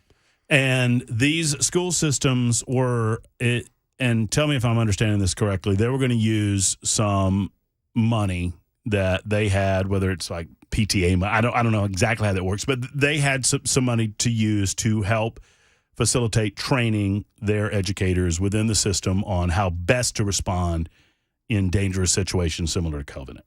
Is that fair? Correct. Yeah. I don't know how every school was going to fund it, but I know that several that I talked to specifically, it was their PTA, the PTO board, whatever it was raising the money. And that got stopped by, I guess, the board or Dr. Battle. According to the principals we spoke to, it was Dr. Battle, but I didn't hear it from her myself, but that they were told they cannot use an outside company for training. So they are left to utilize interior resources. Now, for our purposes here today, I know you guys don't. I mean, our purpose is not to slam on Dr. Battle. I'm just trying to help people understand why you guys felt compelled to put this on and how happy I am the way that this turned out, considering that it is now open to the public and at no charge to teachers. Is that correct? But not open to the public. It's open to right. teachers, but at no charge, they can come through our training session. And we'll discuss some of how that manifested itself coming up in just a couple of minutes. But tell us what it is this Friday. Sure. So from 9:30 to 2:30, it's at Assyrian headquarters, downtown 1101 Church Street. Assyrian was kind enough to donate the space and the parking in their garage that day for the event. Lunch is going to be provided as well, free of charge to the attendees, and they can come go through our full curriculum from start to finish, just like we would have done at their school had we been brought in. The only change, of course, will be is that we can't make it unique to their building or their floor plan like we like to do with our typical training, because we're going to have teachers from everywhere. But besides that, it'll be the exact same training we do at every other school that we've done. And initially, because obviously there's cost involved in what you do at Defense Systems. Initially, there was a charge involved, but thank you to some anonymous benefactors, some folks that have come forward. You're able to open this up to any teacher within Davidson County at no cost to them. That's correct. Yeah, and I guess my biggest ask of, I mean, I don't remember where we're at registration-wise. Max is out at 100. I think we're at 60-something, maybe 70. It's close to 70. So I guess my ask would be to all the listeners is if you know a teacher, it doesn't have to be a Metro teacher, by the way. This is targeting Metro teachers for. You're casting a wider net. Yeah, I mean, if there's a teacher that wants our training and that we've not trained your school, then it's open to them too. But I just want to make sure that people know about it. So the people that are listening, if you know a teacher, then just spread the word if you think that they're interested in kind of taking this into their own hands a little bit. And it's the smallest of things. I don't want to get into the minutia necessarily, but I would express this as someone that has gone through the training, and I feel like I'm, a guy of the world, right? I've handled a gun. I know, I feel like I know how to handle myself, but it's just the littlest things that you've kind of galvanized in my brain regarding things to do in the unlikely event. I like to say that when I talk about Defense Systems, this is incredibly unlikely. Mm-hmm. Sure. I know it doesn't feel that way on the heels of Covenant, but the percentage is not zero, and that's the point. Is that just about everybody that has to go through something like this, invariably you'll see somebody on television saying, "I never thought it could happen here." Never All thought the it could time. happen here. All the time. And it's just the littlest of things. I love for you to talk about, like hard corners, for example. It is the human nature of people, if they hear gunfire, to run as far away from the gunfire as they can get.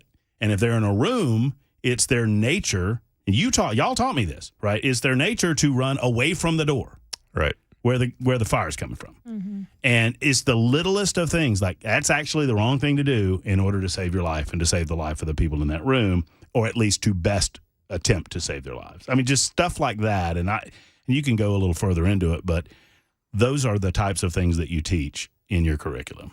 Yeah. We train you to avoid normalcy bias. That's normalcy bias, right? Is your brain trying to associate what it's hearing with something normal or having a normal response to an abnormal event, right? And so we kind of help train your brain to avoid those things. It's like when people hear gunshots and you see them dive on the floor, right? That's actually the worst thing, hands down, you can do is dive on the floor. But people do it all the time because their instinct is, oh, I'm going to get out of the line of fire. Well, now, if you're laying on the floor, whose decision is it whether or not you live or die? Right. You have no choice in that matter anymore. Mm-hmm.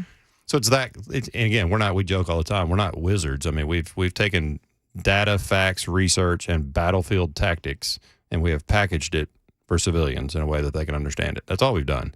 But to your point, it just gives you tools to be able to operate in a stressful environment. And, and put something in your brain that with the level of stress that is obviously going on in a circumstance like that, however it manifests itself, whether it's a workplace fist fight or, God forbid, a mass shooting event, is just ways to process it in such a way to best protect yourself and to best protect your coworkers or your loved ones or whoever you might be around. That's right. And I got to be curious, did you squeeze the word manifest in there for the segue or? I did not. Okay, I figured that'd be a Matt Murphy thing to do. So I did not. It just comes natural to me, right? Much like the training years of that you radio. were part of. You're just so good that you happen to use the word manifest today. That's amazing. So, I mean, I want to ask this in a way, before we get to the other stuff, I want to ask this in a way that doesn't put you in a position to go after. Does it confuse you why Davidson County, the Metro Nashville public school system, isn't more proactive in the 7 months since Covenant in terms of whether it's SROs in elementaries or getting training, whether it's defense systems or anybody? I don't care who it is. And you know I love you guys. Sure. And I think you're the best. It just boggles my mind how they can ostrich this situation right now. I don't know, to be honest with you. I mean, obviously it's a huge nut to crack, right? Meaning the logistics of that and getting how many thousands of people trained and through something that is, they want it to be consistent, I'm sure, right? They want the same training for all their schools because, you know, what's the liability if you don't, if they provide it, you know what I mean? If an independent third party PTO board, whatever, but if Metro provides it, then it needs to be consistent across the board so that, you know, from a litigation standpoint, that you provided the exact same level of training to all your staff, right?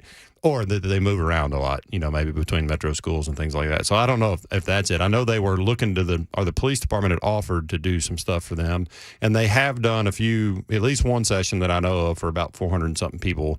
But I talked to a principal that attended that, and the response from that principal was, you know, it was 400 of us in a room. There was one screen, the microphone didn't work, and it didn't really feel like training. It was more like an awareness program. And again, it's certainly better than nothing. Our thing early on was we were just trying to expose the administration at Metro Schools to our training.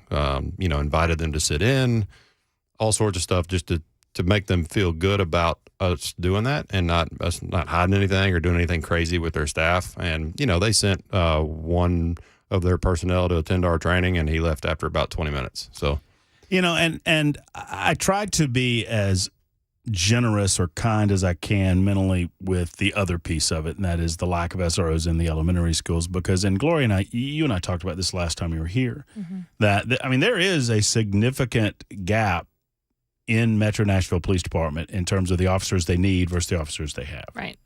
And I get it. And you kind of, you put a fine point on it the last time that, you know, if you have to choose, you don't want to have to choose between an SRO and an elementary school and making sure there's a patrol in a dangerous area in the city. But if you have to choose, if you're Chief Drake, well, that's a pretty obvious choice. Right. So I get that, although I would argue that, you know, you're not going to win if you don't try to win, and you're not going to hire all of these people if you don't take the money and try to hire all of these people. But I think there's a way to get creative in that space to make it happen for sure. I think with schools, though, and just working in the education world before this too, I know a little bit more. It's hard with educators and administration in the education space to talk about anything that deals with this type of topic, just because they're usually not people that are comfortable with guns to begin with. So they're not, as educators, they're not educated in it, right? So it makes them very, very nervous, and they want to live in a world where these things just don't happen, because their job is to raise little people and to be productive members of society when they grow up. And things like this happening is totally counteractive to what they believe the world can be. And so it just makes it really difficult it took me over a year of having conversations and putting data and information in front of administrators where I worked before I was able to get Brink to come in to do a training. Well, I think part of it, and I'm not trying to cast a net over the entire education profession, but I think this is more broadly a conversation to have about how guns have been treated as just a physical object have been treated, and how there are some that would suggest that the presence of a gun in any situation is bad. And my argument has always been, and Brink, I think you'd agree, that it's all about who has it and what they are planning to do with it, as opposed to the gun itself, as to whether or not it is a negative or a positive force in any given situation. 1,000%. Recently, I had a phone conversation with a gentleman who now does consulting, but for 20 plus years, he was the head of a very prominent school here in Tennessee, and I won't name them, but he and I were talking about having armed security officers on campus in uniform with gun belts, all that kind of stuff. And I asked him, I said, where in your industry, where does the assumption come from that that's bad? Like, why do you all think that having that on your campus is bad or somehow intimidates kids? And he said, if I'm being real honest with you, he said, I was the same way when I was over at that said school. And he said, it took me going to a friend of mine's school, who's also head of school, and seeing it firsthand that it didn't scare the kids before I made the decision. And I continued to ask him, but where does that come from? Like, who told you? And he just said, we just assumed. Well, you got to understand that, like, kids are used to seeing cops with gun belts. It's called society. It's just it's the world we live in. And they actually flock to those security guys, and they love them, and they feel safe around them because they know that man with a gun is going to shoot the bad man with a gun. They know that at an early age. But see, I think it's a part of a liberal mindset or philosophy that happens within academic settings in the educational system, where if I'm of the mindset that a gun in any situation is bad, then that can't be a good guy with a gun necessarily, right? Sure. And I think by presenting that person to young people as a good guy who has a gun, you're not only reminding them that they're good people that can help protect you, but you're also breaking down certain barriers that from a cultural perspective they might have in front of them with regard to the police generally. Yeah, now all of a sudden a gun is good or can be good. That's right. So you're breaking down simultaneously two barriers that, frankly, are uncomfortable from some people who come from certain situations or certain cultural backgrounds. Y'all are using far too much logic. Right? True that. That's very good point. Sorry. Actually, I feel like the last 45 seconds were a little more intelligent than Brink and I normally sound. I felt pretty good about it for just a second. Can we log this, Bill? What if James wants to know, what about school bus drivers Friday? That'd be fine. Yeah, that'd be totally fine for school. Anybody that has kids under their care during the school day, I would say, that because at the end of the day, here's what we find too, is that a lot of people, especially administrators, think this topic is too much for their faculty. It's all that. And when you actually dial it down to the faculty, to the bus drivers, to the people that have these kids in their care, they want this knowledge. It has to be done right. You can't come in and traumatize them, but they want it. And that usually shocks a lot of administrators, too, when they get that feedback that these teachers actually want this knowledge, because these teachers view these kids as their kids, too, right? Well, the teachers, whatever their background with violence or whatever they want to face with regard to the world that we live in, or whatever their thoughts are about guns, they know that knowledge is power. Yep. Amen. They know that. Sure. And they rush to the knowledge that can present itself in a setting like yours. DefenseSystems.com for more information. We'll get back to the Covenant School latest and get Brink and Gloria's take on that in just a moment. It is 2:22 on Super Talk 99.7 WTN.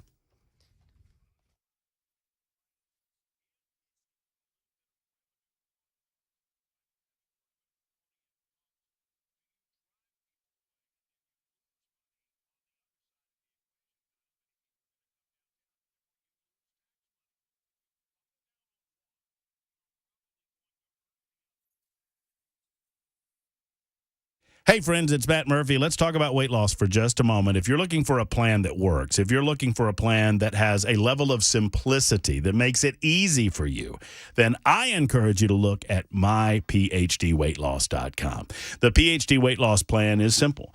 They provide you nutritional meals. They provide you with a game plan for success in terms of your proteins and your veggies and the things that you should be eating anyway that will help you drop the pounds that you've been wanting to lose. Now, I've lost over 36 pounds with a PhD weight loss plan. That's the best endorsement that I can give you. I absolutely love it. I also love that they set a game plan for you. You have a counselor that you talk with on a weekly basis, a supportive individual, not somebody that's judging you. Rachel is mine. She might be yours. I don't know. But Rachel and I talk about goals. We talk about the plan. We talk about the week that was and the week that's coming up. She helps you avoid obstacles that might be coming your way. And they set a target weight. And if you don't meet the target weight within 5 pounds by the end of the program, they'll continue to coach you during the program for free until you do. You can't ask for more than that. That is the PhD guarantee. The average guy loses about 3 to 5 pounds a week. The average lady between 2 and 3 pounds a week. Go to myphdweightloss.com to find out more. That's myphdweightloss.com.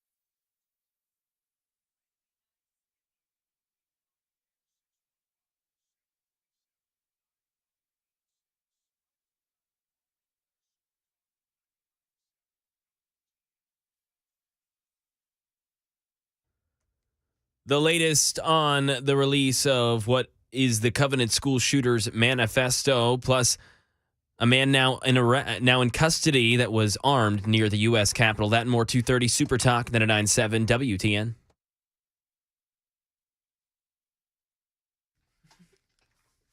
Thank you, McMorey. It is 2:27 Super Talk 99.7 WTN, a shorter segment, and then we'll get into a little bit of a longer one on the other side. Hopefully, I don't know when Brink and Gloria have to leave. Honestly, I haven't asked, but I locked the door. Although something tells me you would know how to, y'all would know how to get out of here if you needed to. Breaching experience. I'm a little bit, part of the reason I like having y'all in studio, and the part of the reason that I sat you over there, Gloria, it's not because everybody wants to see Brink on Super Talk TV. For sure. It is that I just enjoy making him mildly uncomfortable having his back to that window. Yeah. Because I know how you are. But I've got an extra set of eyes sitting right here. They can see it. So. What? Yeah, thank you, Brink. I'm a trusted set of eyes. Right. Well, and for all those That's viewers, what I was talking about. everybody just needs to know I've got a face for radio, so it's good that I'm sitting. That's not true. That is not true. That is not true for a second. Brink, on the other hand, amen, missed a great opportunity. And I speak in front of people for a living. It's crazy. That's true. You looked good on TV the other day. I saw you on the tube. Oh, I think was it Fox? I was talking. I think we were talking about this event. Yeah, you were talking about this event. That's right. Mm-hmm. Was he messing up your show too? What? Are you talking to me? Yeah. What? I was Brink? trying to watch a show one Oh, time. that's His right. ugly face is all over I'll the damn never TV. forget that. I got a screenshot, a picture from Bell of me on the TV, and the text, all it said was, "You're interrupting Seinfeld." I was like, "Thanks, Bell." Like, I'm surprised he I'm wasn't watching. I'm surprised he wasn't watching the Beverly Hillbillies. He tells me how much he hates the Beverly Hillbillies, and every time I talk to him, he's watching the Beverly Hillbillies, and his excuse is the same every time. It comes on right after Andy Griffith. oh well, I mean, It's true. Yeah. I didn't know. Is that but, true? But There you go. You got a little compatriot over there in the Griffith Beverly Hillbillies joint. Before we go to news with McMurray, just yesterday, I do not deny that it is not an incredibly emotional thing for the entire community of Nashville for something like this to drop. And obviously, you are, and I'm not asking you to express this, but I know that you are close to many within the Covenant community because you did security over there. I mean, you helped them in terms of their training and saved lives as a result. What were your thoughts when all of this came down?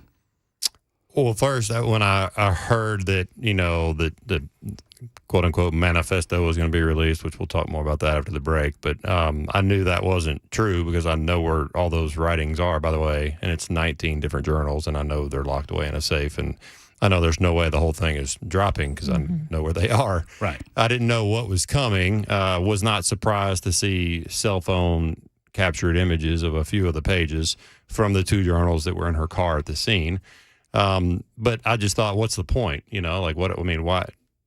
It's sensationalism. Like even if you and we were at a conference in Memphis, but we were curious too, right, to see what was coming. So we logged in, and then they did a whole countdown thing, and all. I mean, I get it. It's a news story, but I just thought, what is this helping? It was my thought. I've chosen to focus on what potentially can be learned. I have not related any of the actual language on the air. I've referenced it a couple of times because it's available. My point is availability without a government censor there determining who can or cannot see something without a justifiable reason. And for me, and I don't say this because you guys are in the room, I say this because I mean it, I'm not here for death porn. Right. That's not why I exist. I think, sadly, there are some people out there that's their angle on this, and that's hurtful. And I'm not here for that. I am here for information that will fuel remedy or that will avoid ridiculous and rampant speculation. And I want you to speak on that, if that's possible, with any of this in just a second. Sure. Brink and Glory with us from Defense Systems. Go to defensesystems.com, and we'll circle back to the event happening this Friday, which is very, very important if you are a school teacher or if you manage kids in any capacity within the sound of our voice. It's 231 Super Talk 99.7 WTN.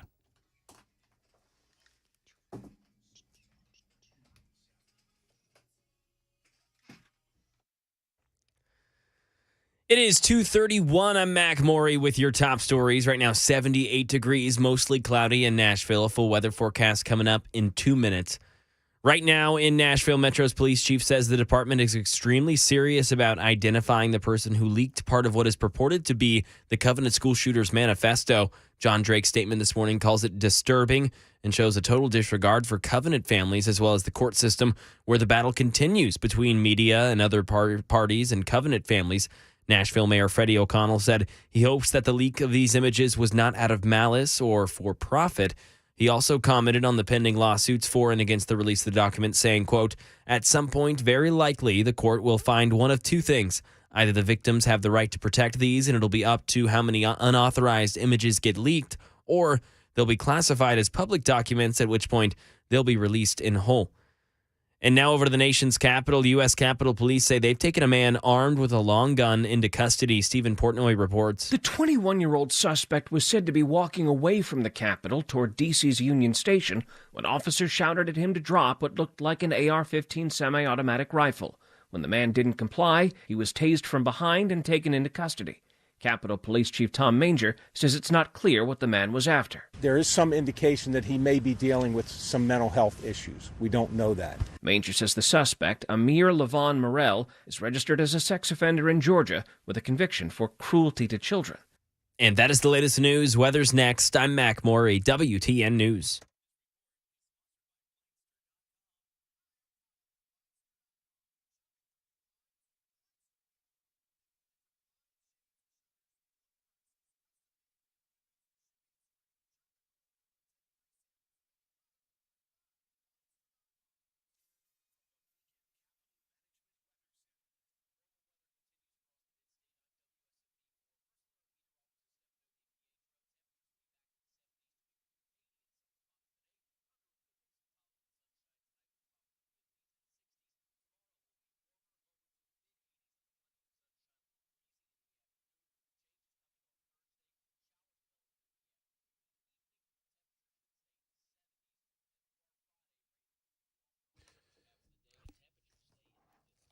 My good friend Paul Winkler is also my financial advisor, and it is a pleasure to talk with him and to talk about him on radio. Now, I also get paid to do this, and government regulations indicate that I tell you that every time this commercial comes on. That's all well and good, but here's what I'm not paid to be: a client of Paul's. Here's what Paul presented to me. I was impressed with his incredible knowledge of the financial world, and more importantly, his ability to impart that knowledge to me in a way that I understood it. He believes you worry less when you know what you're doing and why you're doing it. Every office is run by a degreed planner with over 20 years experience. There are no kids fresh out of school. They know what they're doing, and better yet, they know how to explain to you what they're doing so you have peace of mind and comfort. Talk to one of his team members today. Set up a free 15-minute telephone conversation right now on the website, paulwinkler.com. That's paulwinkler.com. Or better yet, make the call that so many others have made. 615-851-1950. 651-851-1950, and tell them that Matt Murphy sent you to Paul Winkler and paulwinkler.com.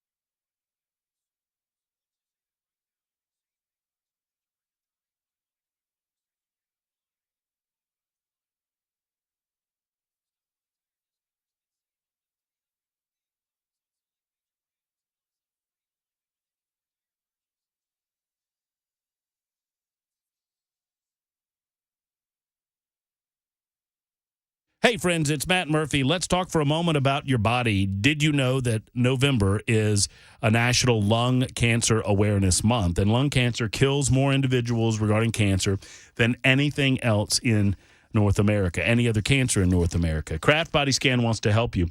With it being Lung Cancer Awareness Month, they are providing a $149 couples scan of your heart and lungs. Now, these full chest CT scans are normally valued at about $1,300 per person per scan. The scan takes about 5 minutes. It can detect even the slightest irregularity. I've done this. I've gone through a full body scan, and I can tell you it's wonderful peace of mind when you get your report back and you know that everything that's going on inside of your body is A-OK regarding whether or not you're symptomatic or asymptomatic.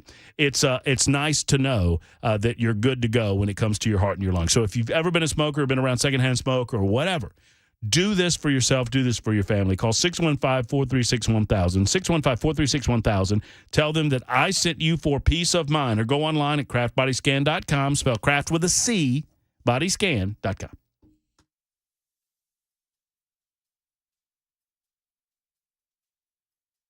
It is Super Talk 99.7 WTN. Matt Murphy and you and Gloria and Bring from Defense Systems in with us, talking about their event happening this Friday, which, by the way, I should have noted this at the beginning. A good announcer would have done so, that you selected Friday because Friday is a teacher work day in Davidson County, so the teachers are off that day, giving them the availability to be there, right? Yeah, it's Veterans Day observed for Metro, so they're off, and that's exactly why we picked that day.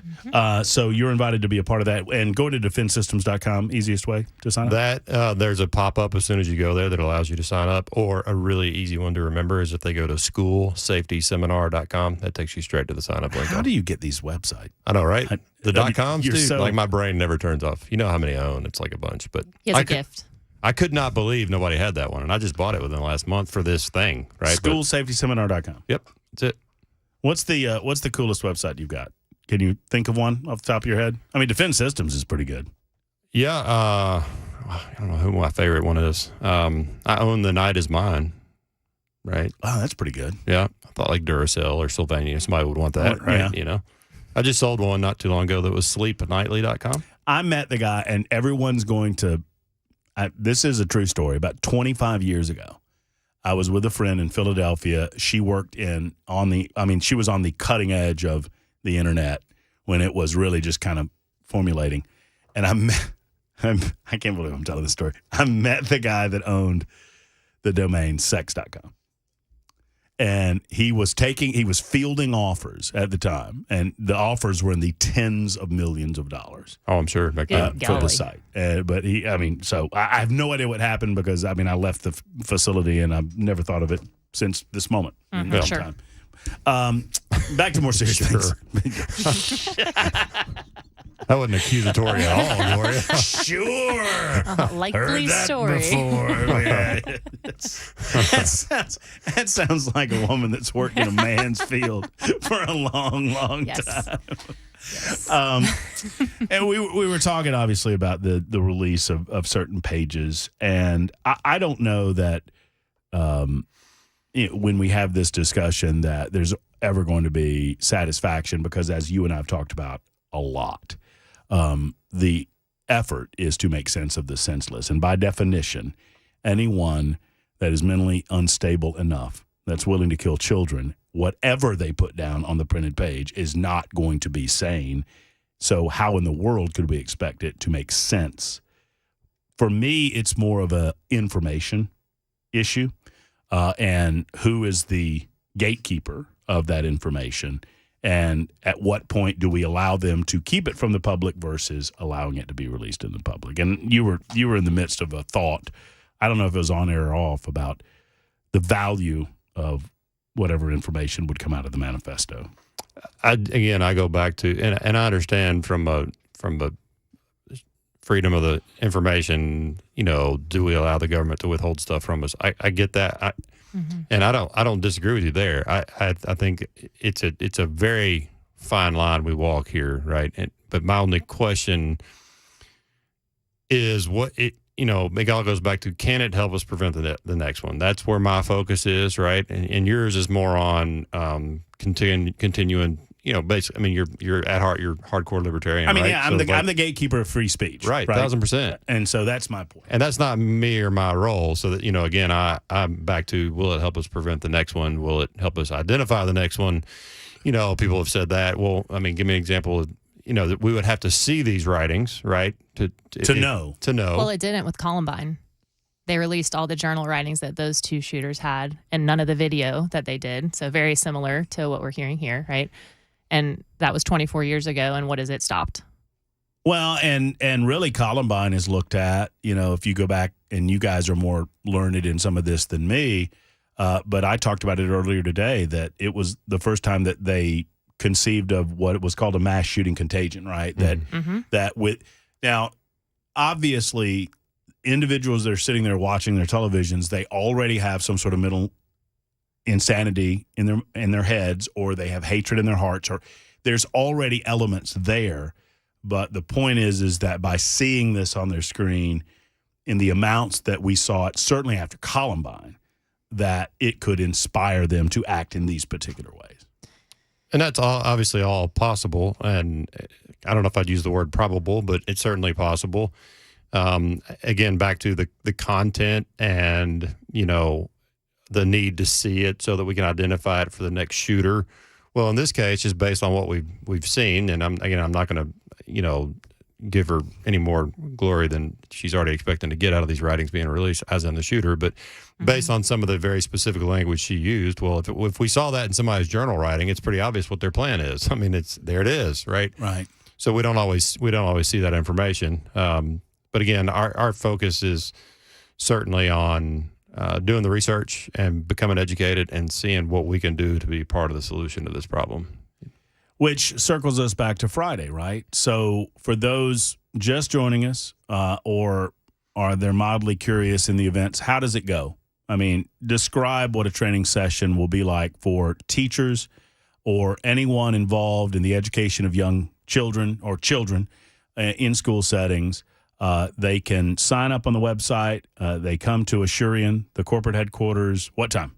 It starts at 9:30 sharp, so we'd prefer you be there by 9 or 9:15 and park. Parking is provided by Asurion. Enter on the Church Street entrance. It's 1101 Church Street. The first couple hours are kind of interactive lecture based. I think you'd agree. You've stepped through it. It seems like a long time, but we're told that it goes by really fast for the people that are sitting through the training. Then we're going to take a lunch break there on site. Lunch will be provided, and then we'll pick up on the second half, which is a little bit of hands-on, some medical tourniquet application. Just nothing crazy, but things like that. Oh, Bell perked up as soon as you said tourniquet application. Bell perked up. Sadist. I didn't. All I said, we were talking about our training, Bell. I'm not saying anything else. I think the greatest part about this, Bell, is that Gloria wasn't even there. And I've heard that he loves tourniquets, though. But she's heard the story about how much you fancy a nice tight tourniquet on your arm or your leg. You all fall downstairs. I will say, though, for the record, have you seen the picture of him getting the tourniquet put on by Tracy during our... Either one of the two of you showed it to me. Okay, I'm proud of that picture. Tracy was wrenching down on me. She didn't hold back. Good for her. No, she didn't. And the color of his face changed 18 shades of red instantly when she put that last turn on. Good. I've got an awesome picture. So I think you may have shared it on social media. If not, I'll send it to you. I'll send it to you, Bell, and you guys can post it. Okay. It's pretty fabulous. The arm wasn't even the one that was the real killer. The leg is the real difficult one, because you apply it while you're laying down, and the idea, at least in the TECC course, was you've got to apply it to yourself when you're laying down, but then you got to get up and leave, because the whole idea is you've got to get out of the hot or the warm zone and get to safety. So you have to walk on the leg that has been tourniqueted, and it hurts. Great. So good. It gets your attention. But that was without actually being shot. Yeah, amen. Well, Brink was the first one to tell me, Bell, that he has seen. You've seen video, right? Oh, tons of body cam footage where they complain about the tourniquet, not the gunshot wound. They literally start complaining about the tourniquet. I mean, I don't mean to laugh, but I listened to a podcast called The Sean Ryan Show, and he interviews like some of these super tier 1, like Delta Force, SEAL Team 6 guys, right? And they talk about these massive injuries they had overseas, and they have a tourniquet on. Literally got blown up. And they start talking about, okay, y'all hurry up, this tourniquet hurts, and half their arm is gone, but they're complaining about they're not. I don't feel so guilty now. Y'all can kiss my butt. Well, it's not the fact that it hurts. It's how you react to the pain, and your Shut up. Shut up. Close your face. All that to say, we'll get some good team bonding exercises in with these teachers, and we'll have the opportunity to practice a warrior mindset. If you're a teacher and you're coming to the event, nobody's going to hurt you unless you want to be tourniqueted.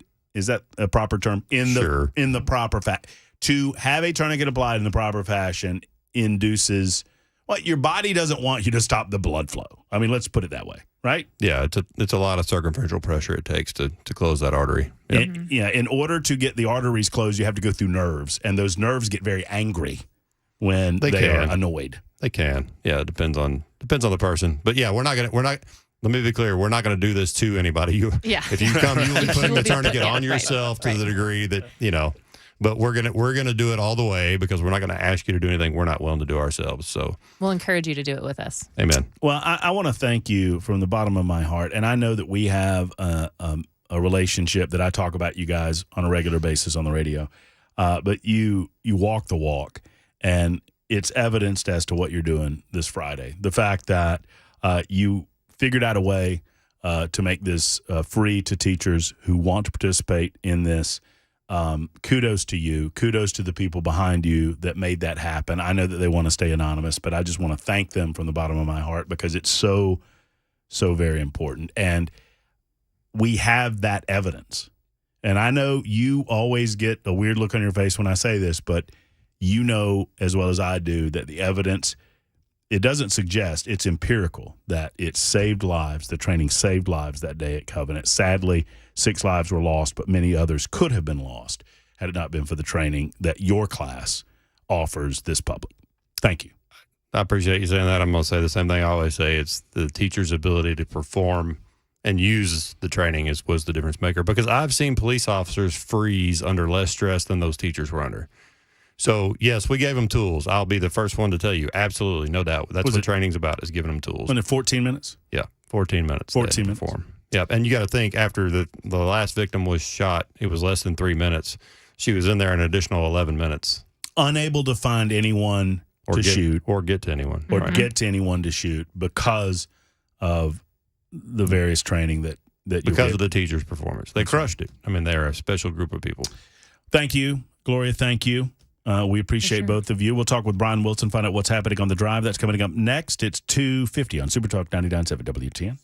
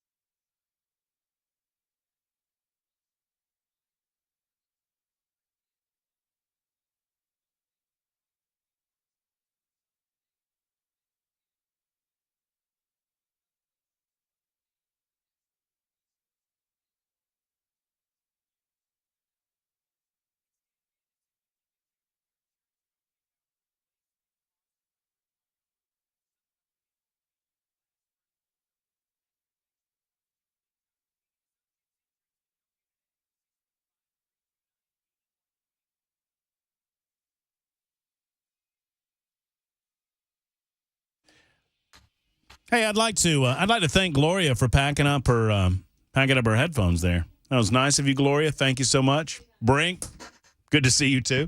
Super Talk 99.7 WTN. Done with you. He was done with me.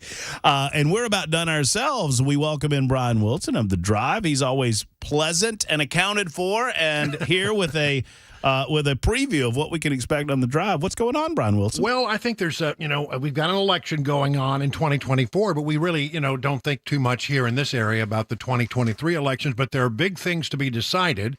I mean, if the polls are correct, something is happening out there with regard to Republicans. I mean, the latest poll from the New York Times suggests that Trump is leading in 5 out of the 6 swing states. So is it real, or is it just something that pops up in the polls?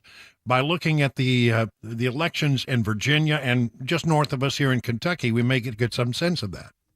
No, I'm excited about the results tonight, especially this Ohio race. And I know you've talked about it, and I have not, and I've had it on my list the last couple of days. That the Proposition 1 or the constitutional right to an abortion and whether or not that's going to pass or not. I know a lot of eyeballs are on that, and obviously it'll be interesting to see how that parlays itself into the 2024 election cycle. I'm also interested in the Kentucky governor's race because that race has tightened up in recent days. I mean, it's really tick tight now. And they came from behind. The Republican candidate came from behind against Beshears by talking about Trump policies and tying the other candidate to Joe Biden. So it's really a referendum in many ways on the coming election. Well, we look forward to it. There is Brian Wilson, and he's coming up in mere seconds right after Mac Morey's newscast at the top of these hours, and he'll be here for 4 hours of The Drive with Brian Wilson on Super Talk 99.7 WTN. We're back tomorrow for a midweek Wednesday edition of the Matt Murphy Show. We crank it up at high noon. Until then, have a wonderful afternoon, folks. Hug your loved ones. So long.